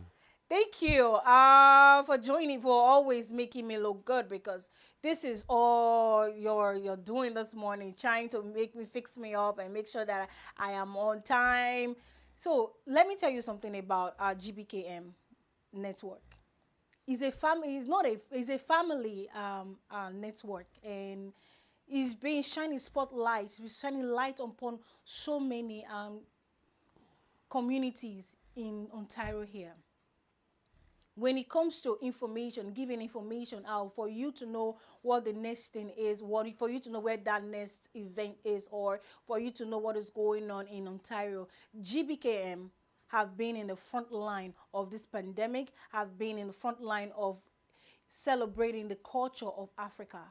So if you are out there, you don't know about Gbkm yet, you can go to your app store, to your iPhone, and download our app so you can follow us. We will keep you up to date with all the information that is out there in Toronto or wherever you are in Ontario. Just download the app. It's easy. If you can download any game, come on, you can download our app. So you get to take me everywhere. You get to see me. You get to, witness this beauty. Mr. Kenny, so you agree with me that Gbkm, we have been in front line when it comes to the celebrating the culture of Africa. Oh yes, thank God. I thought you were going to ask me. I agree with you if you are beautiful. No, honey, see. So yes, you are beautiful. But yes, we do our best, our very, very own best to bring you exciting news, breaking news, entertainment, cultural stuff, a little bit of everything. We're established to promote Black overall cultural heritage, music, art, and culture. And you know, you're doing fabulous. Look at your hat. That looks like something Africa. What's that? What is it called? This actually was brought to me by my close friend from in Nigeria. I just want to say shout out to my home girl. She's in New York right now. She got it for me. So I see that you have a lot of stuff lined up today. What's Yeah. going on? Oh, today we will get to that. Before I get to my social talk, I want to tell you about the Omodede show first. That we are here to stay. This is the biggest megaphone right now in Toronto. So I know all the black-owned businesses that are hurting right now that don't know how to promote. Yeah, I know that social media you can it's easy to do any social media now. It's very easy. People just scroll and just look at you and just go. But there's still that human connection that we as African owned businesses we are mixing. We are missing that. You want make person help you like announce your business. This is where you need to be. I am the biggest megaphone in Toronto right now. So if you haven't buy into this or yet, you don't know I don't know what you're waiting for. So I am calling on all the black owned businesses around Ontario to come and let me help you, because we are not I am sometimes I want to get all the restaurants, I want to get food. I can't find you guys on any delivery service. I had my chef the last time, the Christmas special. I asked him that same question. It's like we are not working together to build up ourselves in this community. So join the Omondede show. You can send me an email anytime to ask me how you can be part of this show, part of what we are doing here in GBKM. My email is omondede@gbkm.fm. You can email me anytime. I can say it again. I am the biggest megaphone in Toronto right now. So with that being said, there is another drama going on. What my producer was talking about just now is we all have been in the front row seat to witness the carnage of the United States of America. America, una too like drama. America love when you say drama, this is really if any screenwriter, any playwright was writing the script of the last 4 years of the United States, I don't think that they would have been able to even write close to what has gone on in the last 4 years in the United States. I have taken the front row seat to this drama. I buy my if you don't know how to like watch a movie, let me tell you what to do. You don't even need a reality show anymore.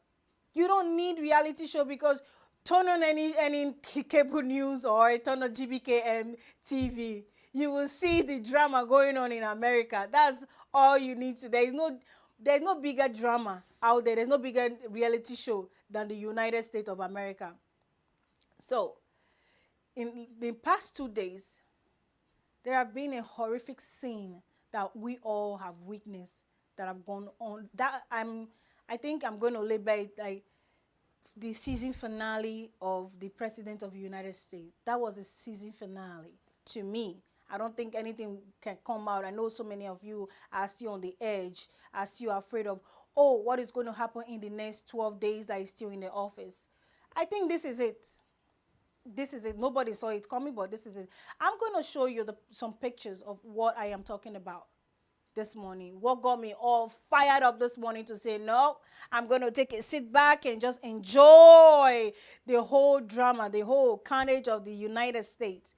First of all, before I talk about it, I was supposed to have a guest this morning, T. Joe. But let me show you his picture. Look at him. Oh my God.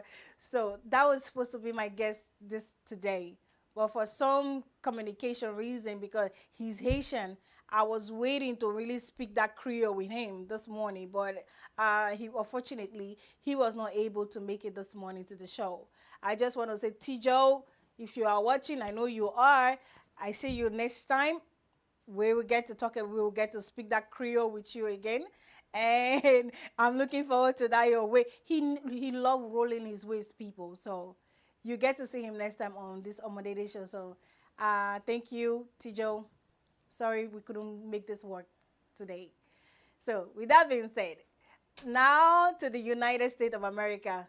If you're watching the screen right now, that is a picture that define the that I thought I would define what the United States is all about last year, 2020. That was a picture of a young girl. My heart sank when I saw that picture. Because looking at that picture, seeing what the police was really,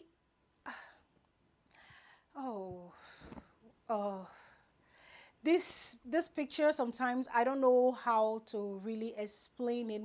I think the picture really explains itself.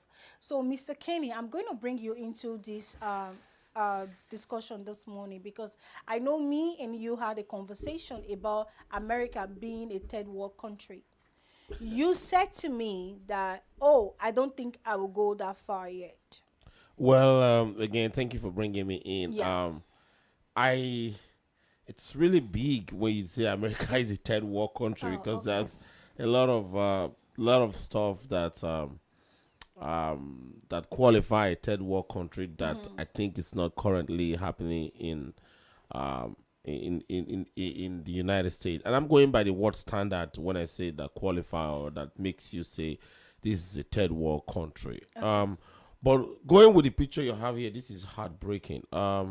Picture speaks volumes. There's a child there. That thing that baby is seeing in her front will remain with her till she dies. Imagine the trauma. And I don't know much about what led to this, but the dad, if it's the dad holding, or the man or the person holding this baby, is actually holding this baby with his two hands. The legs of this baby is being held with the two hands. So I don't know if the police felt threatened by the guy holding the two legs, or the gun was actually pointed to somebody behind this man. I don't know, because there was nobody in behind that he was pointing that gun to. That gun was directly pointed at that man's face, with him carrying a baby. That picture says it all. That if you are a black man, you are already a threat. Even you have no gun, you have a gun, you are already a threat. I don't know why that is. I know the feeling that so many millions of the African Americans are feeling this morning. It's not just about that picture alone. It's about what went wrong, what has been going on for decades in America. As a young girl growing up in Africa, the first thing I learned about America, that I thought about America, was a land that was tiled with gold. I am not joking. Well, okay, let's put it this way. Okay. The African stories are not told by Africans in Africa. Okay. Let me put it this way. The African story are not told by Africans in Africa. And so a lot of us don't even know who we are, even in Africa. The story that we are being told is there's other place somewhere that is better than where we are.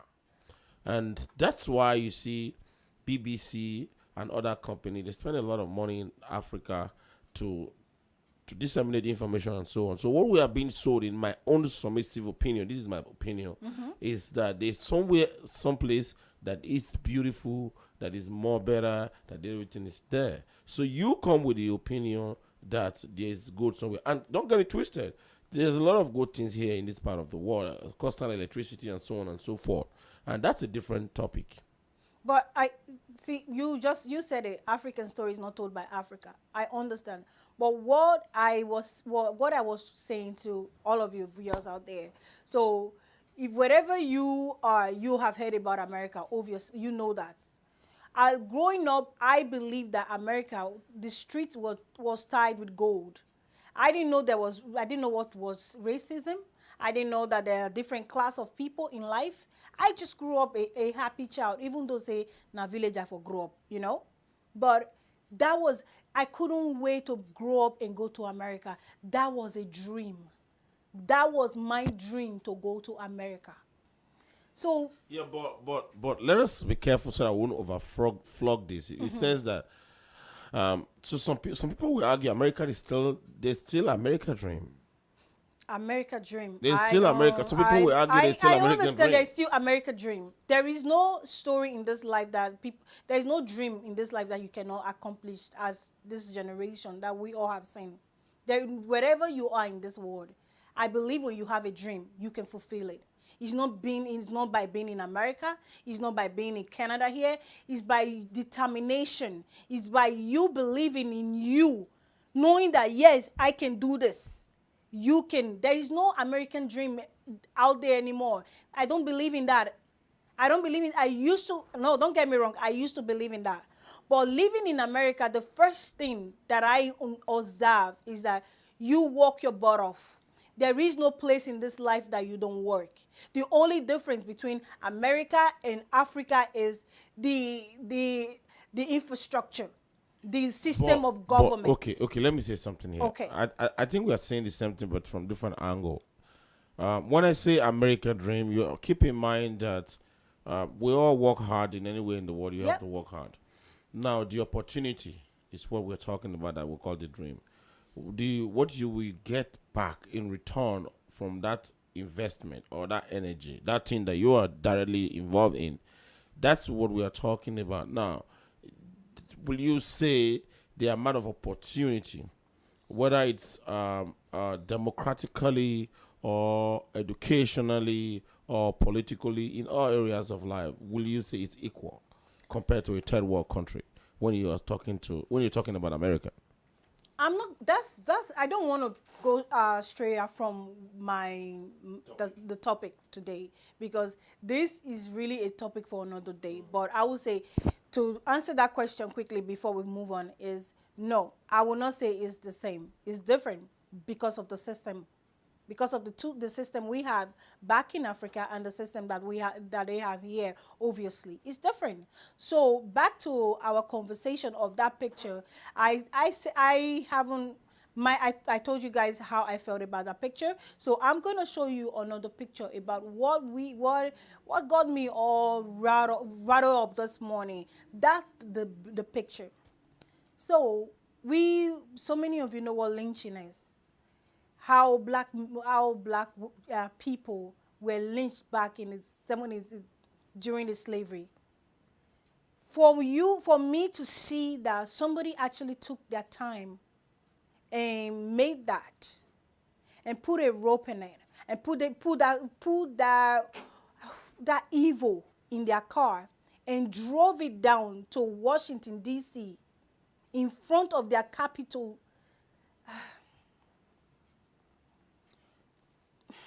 This is a lynching of black men. This is what we are talking about when they say white supremacy. This is what the picture I saw this week that really defined what I see about the difference about this moment that we are in. That people are emboldened. That people are emboldened to do whatever they think they can do. They do. I don't know how you felt when I showed you this picture. I know this picture has been circulating the social media, and I have read comments of people just like in disbelief of, in 2021, somebody actually brought a lynching rope to the capital city, Washington, D.C. So, Mr. Kenny, please tell me if that is not the power of just being know that you are supreme over all. You can do anything, because that was caused by the President of the United States. One, let me say that it's very hard to say a group of people did it or one person did it. If it's a group of people that did this, and that's really sad at this 2021 that we are, that's racist, and because of the symbol, what it represents. It is also sad if it's one person that that carry out this evil. However, do you think just seeing this is sufficient to say that everybody in this rally agreed to one direction? Oh, let me tell you, you don't need. I don't need I don't need anybody to tell me if everybody that came out in the rally or whatever the chaos, the terrorist act that so many Americans felt this week. I don't need anybody to tell me that they. I think when you see that symbol, so many of them, they walk past that symbol. They knew what that symbol represents. Nobody thought about, destroying it.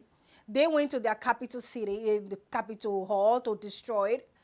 Why did somebody not destroy this and just say, no, this is not, this is evil, and take it down? That is very easy to take apart, very easy. This is the symbol. I feel that in the whole chaos that we saw in the Capitol Hall this week in the United States, this is the symbol that I saw that represented what that protest was all about, that they have been so emboldened to do whatever they felt that it was comfortable for them, because the supremacy of their Lord and Savior presidents. When they say words have consequences, this is what they talk about. You cannot just say a word and think that you will not. There are people actually holding on.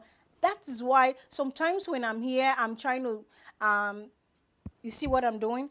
I choose my word carefully. No matter who you are, no matter where you are or what you are saying, when you speak, people listen. People, they dissect everything. There's somebody out there that is watching me right now, that is holding on to every word that I say. So I have to be responsible with my word. So I felt this week that because the president of the United States, that brings me back to when I say I thought America, the street was laid with gold. I looked up to that everybody, not just me, the whole world, looked up to their democracy. With the way they had debate on TV, it was civil. When I went as a young girl, I'm still a young girl. When I went to the United States first, that was what drew me to politics at first, because of the civility that was with their election system. When they are debating, they actually debate issues that are important, that affect their constituency. But until they voted in, election have consequences. This is what when people say election have consequences, this is what people mean. I hope that the United States of America, the citizens, I know so many of them still voted for him, they will learn from this and know that next, when you are voting for somebody that you want to represent your country, please do your homework. You see, I like the fact that you identified the leader, because the leader is always a leader when you're talking about the leader and so on. I think the screen is just moving. Yeah. Because that picture is evil to me. Yeah. The leader is always a leader, and the leader is the leader to if it's good and if it's bad. Also, let's also talk about the people. You cannot lead if we don't have a follower. There's a whole lot of blame to be spread around. I know. I don't believe people that was there, and if they were there, as you were saying that it's from the leader and so on, and you actually showed the video that where you were saying it. You showed it to me in this personally. week. I don't know if you were watching, or anybody, if you were watching TV this week. If before the week, if you follow the president, you'll see his tweet when he's been talking about June 6th. See you June 6th. If you, I am on Twitter. I know that I follow him. because information, that's my job, because this is what I do. So I follow every information that comes out from him, from anybody. I follow them just to know what is going on. He has been talking about June 6th, June 6th.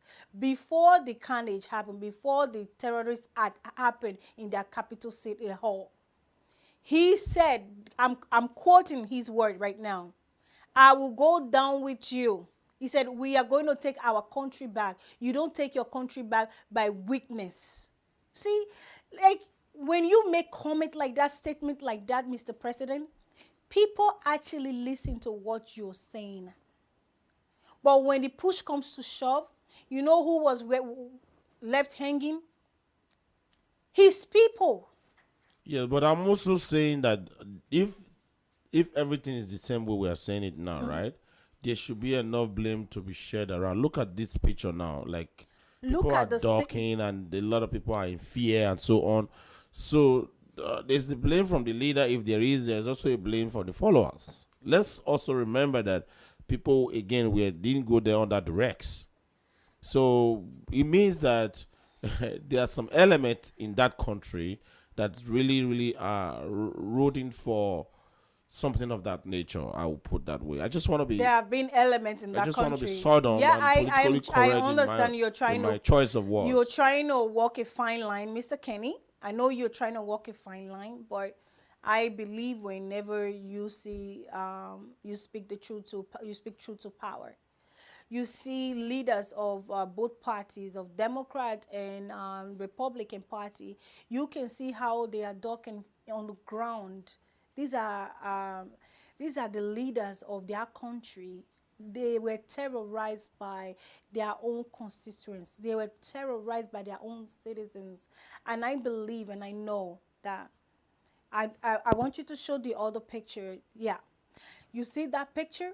I believe if it was a group of black men or a group of Muslim men or women had done this, they would not be drawing guns at them. There would have been a lot of body bags. You know, there are a lot of videos circulating. There would have been a lot of body bags if he was black men, if he was a group of Muslims. So the double standard of America this week was in the display. My problem here that you guys was in the display. But my problem here is that the double standard, is it today? But we all know that we should have a level of excitement, and we should be contented to a degree that at least it's not visible to the blind and audible to the deaf. Because when you know what you are against, you are better prepared. So I think this is just one of the opportunities that we had to identify such things like this. But it has always been there. We're just deceiving ourselves that it's not there. No, that's what I said, that the element of evil has always been embedded in America. That's where the slavery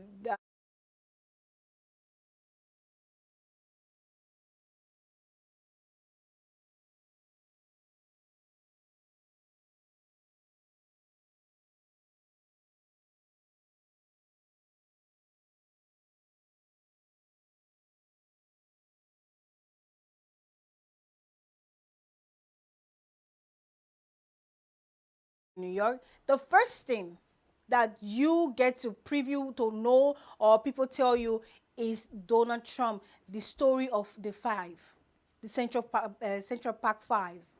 That was the first story that that somebody told me about Donald Trump. The story of the Central Park 5. So when people tell me that, oh, we didn't know anything about him, we just thought he was a businessman, honey, come on, you were born in that country. I wasn't born in the country. I came to the country, but I knew that story of the Central Park 5. You know, if you are in America, if you are in America and you know what I'm talking about, you know what will happen during the Central Park 5. So don't tell me you didn't know that he had this racism embedded in him, or when Obama was a president. But my question here is, how come you have some African politicians, African pastors, people printing shirts and street routing for him in Africa. If he's a racist, like the way you say it. So this is a very big argument that we can have, and I don't mind creating a show to talk about him. As a matter of fact, we may be putting up a show, and I'm going to see if you are ready to be on the panel too, where we're going to really go into this and see who is Mr. J. Donald Trump. See, listen to me. I'm just, this morning, I told you guys before that I came fired up because of this one incident. Because it's the season finale of his presidency. So I had to make one show about his season finale. So when you talk about African pastors, it's not just African pastors. I believe that the whole Christianity were deceived. When they say people were in a court, I think that was what they were in a court with him. You cannot tell me that your Bible, I feel that we read our Bible. That's heavy though when you say court, because I believe it's very hard. You can fool some people sometimes. You can't fool all the people all the time. According to may so rest in praise, a legend, Bob Marley. You can fool some people, or you can fool some people, or sometimes you can't fool all the people all the time. So if you say a lot of them, there must be a reason. This is where investigative journalism come to play. Now, let's find out why. I'm not trying to digress or derail the topic of today, but one way argue he's a racist, one way argue he's not a racist, one way argue pro your country, it's not a racist. Somebody will tell you that if you are pro your country, it's not a racist. But who is not pro your country? You have said it many times that you are from a village, you are from this place, you are from Uromi. Proud of it. You are proud of it. That's pro. Yeah. That's pro. So let's see. When you said I don't think I need an investigation to know that these people were in a cult, because the Christianity was actually put to a test. And I think if you are a Christian, you say you call yourself a Christian, you have to examine yourself really of what kind of Christian you are. I don't do church. I am a child of God. That is what I say. I don't do church. I am a child of God. We all saw I don't know if you saw the video of some church in Nigeria before the election, actually printed shirts, came out and did a whole rally round dancing for him.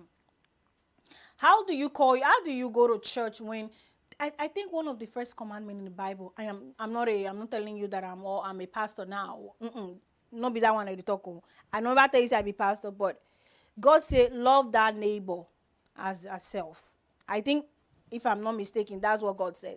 Love thy neighbor as thyself. The whole agenda, this man or whatever has come out of that man's mouth, the president of the United States, has been hateful, has been division, has been evil. He has used his presidency to divide not just America. He succeeded. I don't know what we all can call evil anymore. He succeeded in dividing the whole world. Because you had Christians pinning against some Christians. Because when people were talking to me, telling me about, how Donald Trump is their Lord and Savior, is the Savior, is who God sent to come and deliver us, sometimes I felt like I was the one that was crazy to hear what they were saying. Like, don't you see what this guy is doing every day? America is a dream that so many of you in Africa or wherever you are, that you dream to go. But in his term, you were banned from going there. You were called shithole countries. You were not able to travel freely anymore. So many we saw what happened, how kids were taken from their mother at the border. That is not Christ-like. So many of those families, they were fleeing from violence. They were fleeing from poverty. When we talk about American dream, they were coming for that American dream. To just have the opportunity, not for a handout. I know that I would say 99 immigrants that flee their country to come to any other country, they come to work. They come to give a better life to their families. That's why we come. We are not thieves. We are not here to destroy. We leave our country, like this beautiful country that I am in, Canada, to make a better life for our families. That is always the first goal.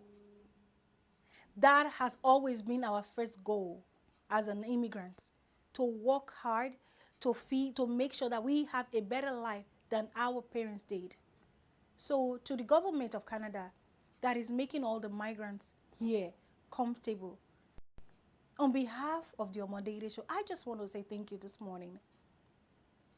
And with all that being said this morning,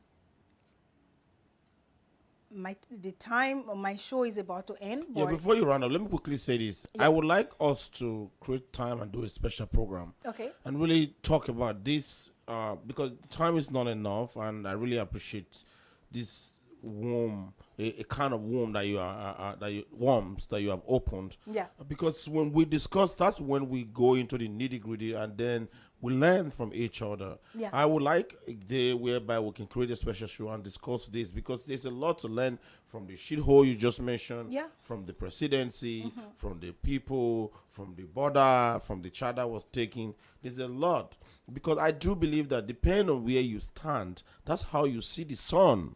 You can see the sun like you're in the evening if you're in a different country. For example, people are in the evening right now. Some people are in the morning, some in the afternoon, depending on where you stand. Somebody will argue, Omodede, that he will argue and say, this is my country, you are coming illegally, if it's illegal, it's illegal. And somebody will argue, I'm suffering, you're in a better place, I want you to come help me, I want to find a better place. When I get there, I'm not going to do any crime, I'm not going to do anything bad, I'm going to support. The other person will say, if you are coming to support, you are welcome, but you have to come in legally.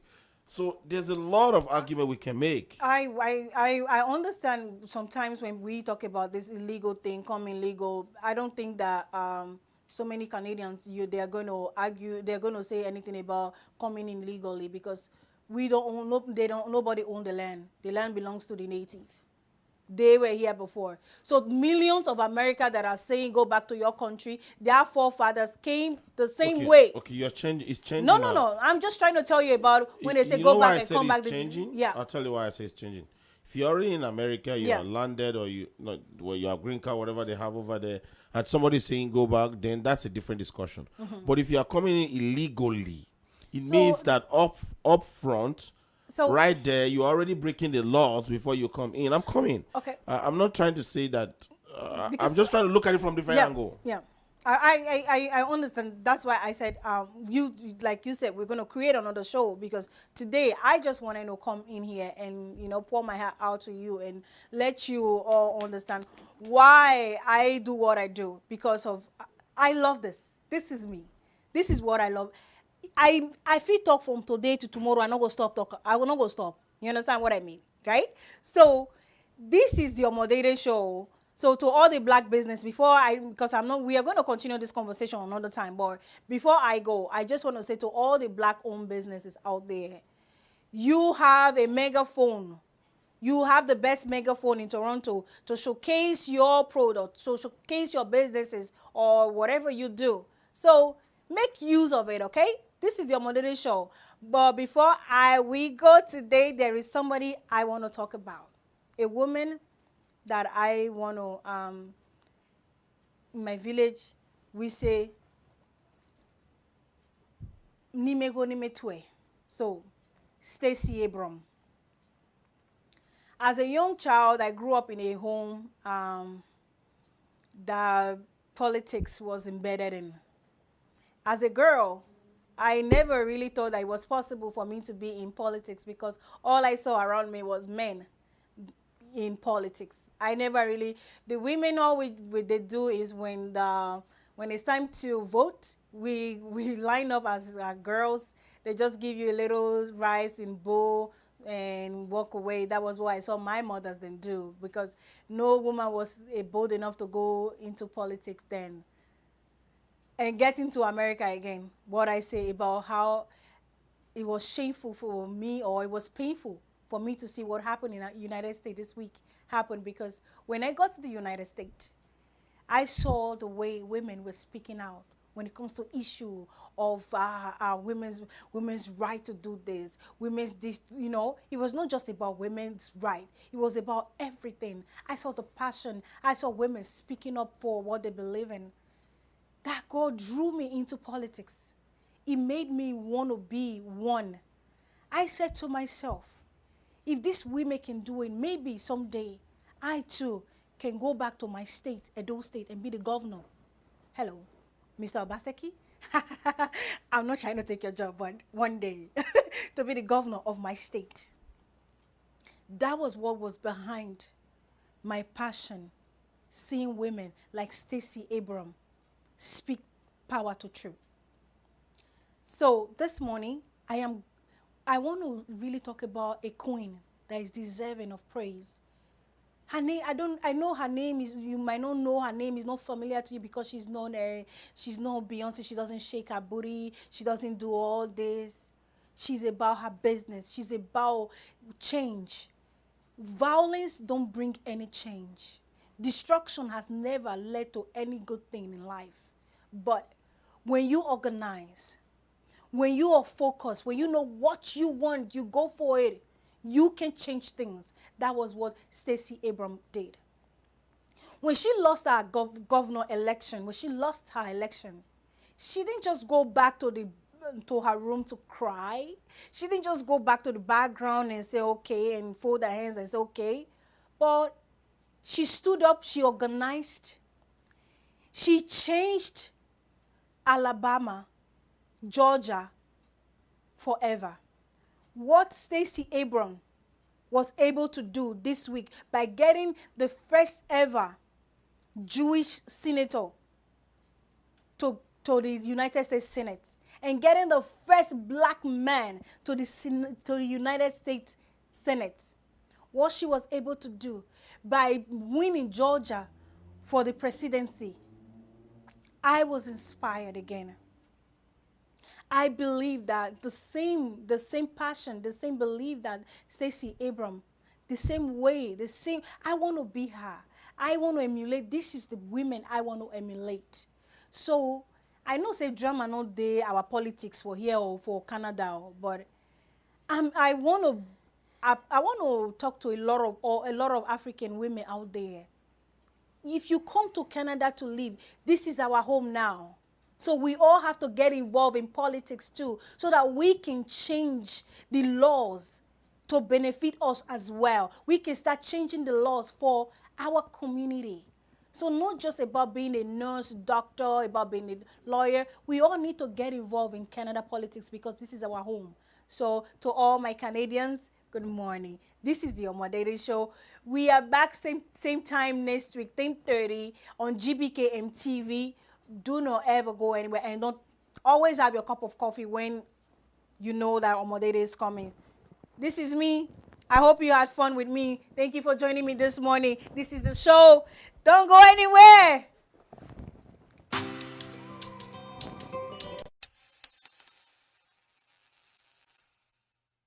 Do you know who you are? What is your name?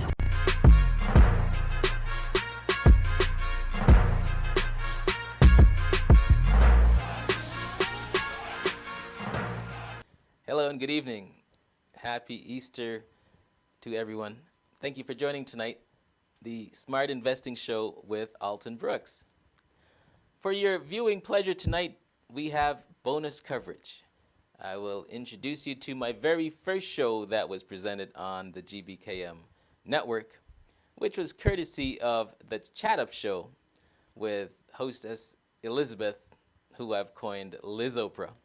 She did an excellent interview, and I shall present that to you this evening. So please enjoy. Welcome our special guest and I guess co-host for today, who is joining our Gbkm family as our latest host and I guess our financial guru, our very own network's financial guru. Well, without saying too much, welcome to the Chat Up Show, Alton Brooks. It's so good to have you. Well, thank you. Thank you. It's a pleasure to be here. I appreciate the introduction. Of course, no problem. And happy Black History Month. Happy Black History Month. It's Yes. a great month. It's, we're people to be proud, and we have a lot to be proud of, so for sure. It's something that we should celebrate every day, but we'll take the month. Yes, we'll take the month. For sure. We're happy to take the month, but it's Black History Month every day here. Course, yes. Of course. Now, Alton, you have your show coming up. I do. Can you tell us a little bit more about that? When can we finally see you debut on the network? For sure, for sure. It's Smart Investing with Alton Brooks. It comes your way beginning February the 8th at 9 p.m. and it'll run till 9:30 p.m. You're going to watch that show because you're going to want to learn about making good decisions about investing.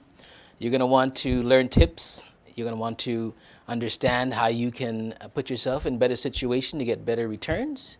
You're also going to hear from other people in the business area, whether it be those that are running companies or those that are influential people, so that we can get some insights into how they make decisions, how they make their moves, so that we can all do some of the same. So that's one of the reasons we're having the show. Smart investments, eh? It's really important, especially now. For sure, for sure. People have been hit financially during this pandemic, so maybe this is the time for folks to tune in. It definitely is the time. And we also, we will be putting the word smart investment on its head too, because a lot of people might think it's just one thing. But there's so many different ways that you can be a smart investor. You can invest in your education, for instance. You can invest in your children. You can invest in real estate. You can invest in stocks. There's many different ways that you can invest. So we're going to delve through all of that and come out with something that can help improve everyone. So would you say what really makes your show stand out and is different from all the other, financial health help tips and whatnot shows out there? Well, is it? Put it this way, what you're going to get from this show is something you can't get anywhere else. You're going to get insights you can't get anywhere else. And if you can get it anywhere else, you probably have to pay for it. But because, I'm someone who believes in community and believes in not just keeping knowledge that I have to myself, I'm sharing some of what I know with our community so that they can also empower themselves.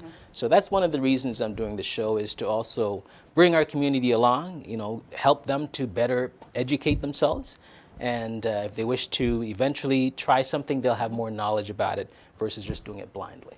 I think that's something that's really important to take note of, is within our community, let's say, those of African descent, financial literacy, especially in the last few years since the 2008 recession, has been such an important topic of conversation, that a lot of people are realizing how important it is, no matter what socioeconomic background you're from, to kind of understand how your money works for you, how you can work for your money, how you can work smarter and not harder for your money. For sure, because as everybody knows, you work very hard for what you have, and our tax system is so high that you get very little of what you actually earn. So when you get that little amount in your bank account, you got to make sure that that also works for you. That it just doesn't sit there and just get a bank charge month after month.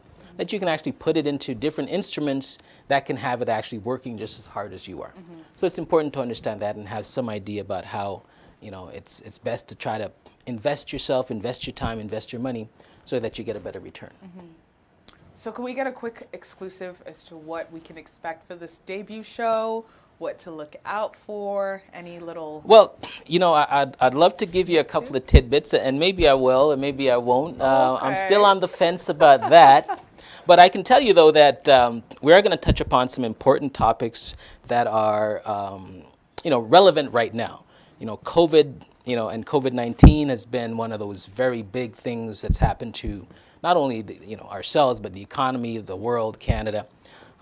That's going to be something I'll discuss on that initial show. We're going to talk about some businesses and how they're affected by that. And we're also going to have some tips, of course, on the stock market and things like that. But we will touch on COVID just a little bit and its effect on some businesses. But so look forward to that show. Tune in.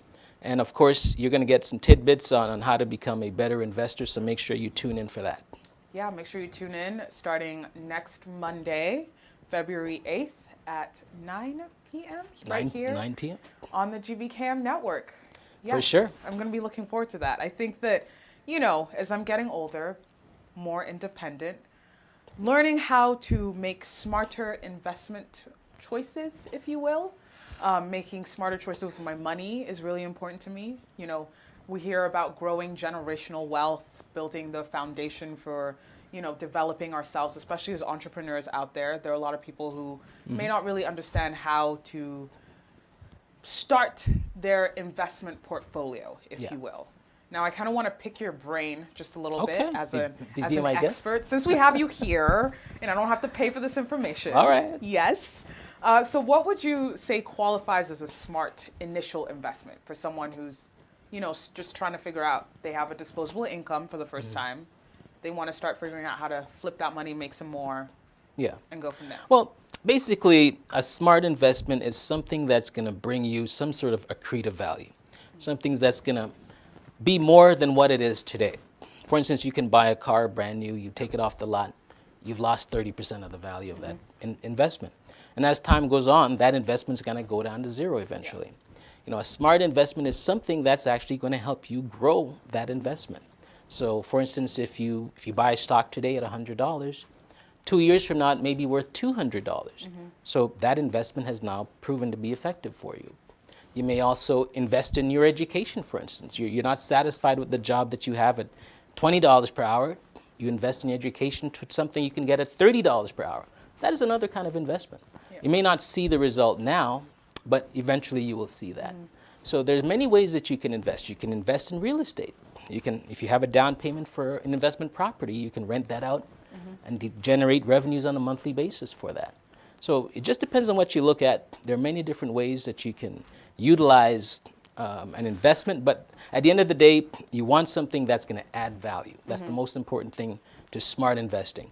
Get something that adds value. If you're going to buy a stock, for instance, that pays a dividend, that's going to guarantee you income every month. That's a smart investment. You're getting money every month for something. So always look at getting something that can have a store of value and that can grow the value. And that's a good investment to start with. Now, sometimes some of these investments take time for you to see a return or an ROI. For sure. Using some lingo That's right. there. That's right. Yes. ROI. I've learned a little something, something. And that would be return on investment for those who are wondering. There we go. Yes, teaching us.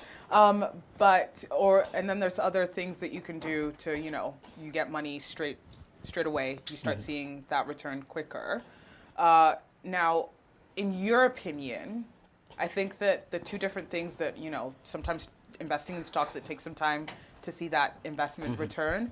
And then investing in real estate, sometimes you can see it. If you find a great property that doesn't need to be fixed up, someone moves in straight away, you can start seeing the return on your investment in like a month. So in your opinion, for a first-time investor, would you say go the real estate route, or would you say be patient with the stock market? Well, what I would say to someone is always just make a good strategy. Like a strategy that works for me may not necessarily work for you and may not necessarily work for someone else. Sit down and figure out what works for you. If real estate is what works for you, figure out a plan that you can stick with that works and consistently do that. If the stock market works, then do that. But I wouldn't necessarily say that there is one that's better than the other. But as an individual, you just have to know your situation and figure out, do I have money I don't need for right now, and how much that would be, and where the best investment to put that money would be. And again, too, it comes down to knowledge. If you're knowledgeable about real estate, then maybe that would be the best angle. If you're knowledgeable about stocks, maybe that's the best angle. So look at also what you know about. Because what happens a lot of times is, we may invest based on a friend telling us something. Or, this thing is hot, or that thing is hot. But sometimes that's at the top of where it's going to be, and when you buy it, it just goes down from there. So the more knowledge you have is the more you can use that to further your investment goals. And when it comes to stocks, it's always good to be a patient investor. A lot of people are looking for, let's get rich overnight and buy something today, and it goes to 500,000 tomorrow. But it doesn't work like that. The stock market is kind of like a ladder. You got to take a step every day. And eventually, if it's the good stock, you'll get to many steps that'll double or triple that investment over time. But it won't happen overnight. So I would just suggest for whatever you plan to do, just to have patience, just to give it time, because time equals money. But you got to give it time in order for that money to grow. And a lot of these millionaires and billionaires that a lot of people are comparing themselves to when they're thinking of starting to invest, they hear Elon Musk say like, oh, the company that I recently invested in, or the company that I helped start up, those sort of things, and you get excited. You're like, oh, I want to have that one day. That didn't happen overnight for Elon Musk either. For sure. Granted, he had a pretty good foundation. I mean, he wasn't born into a poor family. He was born into some kind of wealth. but the wealth that he has today didn't happen overnight. And I think that now, especially with the growth of social media, we're starting to see a lot of more people, and we have access to a lot of folks that we didn't really have access to before. We have more access to these people who are part of the Millionaires Club. You know, they're making a lot more money. So, and you know, especially for a lot of big companies today, 20 years ago, they were in their garage. Yeah. If you look at like the company Dell, for instance, Michael Dell, the owner of Dell, he started making computers in his basement, in his garage. And if you think, would I buy a computer from someone like that today? Probably not. It's a little but sketchy. he probably didn't tell anyone he was making it in his basement either. Yeah, I wouldn't. So, you know, a lot of times it's not where you start, it's where you finish. And that's where that vision is very important, where you got to know where you want to go and stick to that vision. And when things get rough, you continue sticking through it until you get to where you really want to go. Yeah. So what would you say are like the 3 biggest tips you can give someone right now? You know, it's 2021, it's a new year, wanting to become more financially responsible. What are some of those 3 tips? The very first thing I'd start with is it's okay to be a saver. It's okay to save. A lot of people right now, as soon as they get paid, they're thinking about, where do I need to spend it? You know, what am I going to buy? The next jewelry, the next car, the next piece of material item. But I say to a lot of people, it's okay to be patient. You can let that money accumulate in your bank account. Nothing is wrong with that. And you can consider that even spending. You're spending it, but you're spending it in your bank account. You leave it right there, and you let it accumulate. So that's the first thing I can suggest to people is it's okay to save. You know, you don't have to frivolously just spend money just for the sake of it, or just buy things just for the sake of it. It's okay to spend. The next thing I suggest is do a lot of reading. There's so much material online. There's so many books, so many magazines. If you want to get educated on something that you really want to learn about, that you want to invest in, there's so many materials out there that you can get for free, that you can become an expert in that just from utilizing that. So I suggest, you know, lots and lots of reading of just everything that you can soak into and just learn and learn more about what it is that you're interested in. And the third thing is, you know, it's okay to actually take some chances. You know, if you haven't done something before, try it. It may just work out. If you have enough information and you feel that it's something you'd like to take advantage of, do it. For instance, you know, if you've never opened a TFSA before, do it. 2021, open a TFSA. What that allows you to do is that any returns you make into that account belongs to you and 0 goes to the tax man. So if that doesn't resonate to you, then that's something you need to look into. So everyone should actually own a TFSA. It's money for you, money you keep, and it's 100% yours, every single dollar that's earned in there. So those are the 3 things I would suggest right now.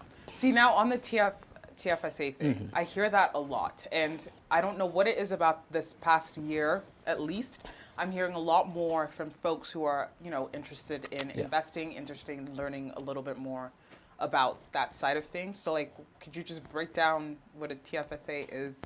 I'm going to say I don't really understand what it is. So, well, and for, you know, if you're also watching and you're like, I don't know what it is. Yeah. This is for us, okay? For those of us well, that you don't know, previously a lot of people will be familiar with the term RRSP. That was a previous instrument that the government came up with where you can invest in something and get an immediate return back on your tax return. Right. So the thought is that you want to do something that you can help save for your retirement with. So that was an instrument that was used quite a bit. But, you know, over time, I guess maybe through lobbying, I'm not sure, but the government decided that we're going to bring something else in that can say, you know, we're lowering the burden on our taxpayers. You know, Canada is one of the highest taxed nations in the world. And justly, I mean, we've got a great healthcare system, you know, and we have a lot of different social services available to us that our tax dollars help to pay for. So I've got no issue with that. But at the same time, you know, you want to have people with abilities to invest in different instruments that allow them to keep more money in their pockets. So maybe probably about 10 years ago is my estimate, they came out with something called the TFSA. And what that does, it allows you to put up to $6,000 per year on average. It's fluctuated up and down, $5,000, $10,000, $5,500. Sometimes it changes each year. Yeah. And that actually accumulates over time. So if you've never actually put $1 into it, from the time that it came into law, you can actually go back and invest up to that amount, which I believe for this year, the maximum is probably about $75,000 if you've never put any money in it before. Wow. So even if you wanted to start with 10,000, you can do that. So what that allows you to do is to put anything you want, a savings account in there. If you want to open stocks, you can put that in there. If you want to buy some other types of investments, dividends, whatever you put in there, whatever you earn from that, even if you can double or triple your money, that is your money without having to pay for it. So as an example, if I put money in a bank account and I make $100 of interest, at the end of the year, the bank's going to send me a statement saying, you made $100. Here's your tax receipt. You got to claim that as income on your tax.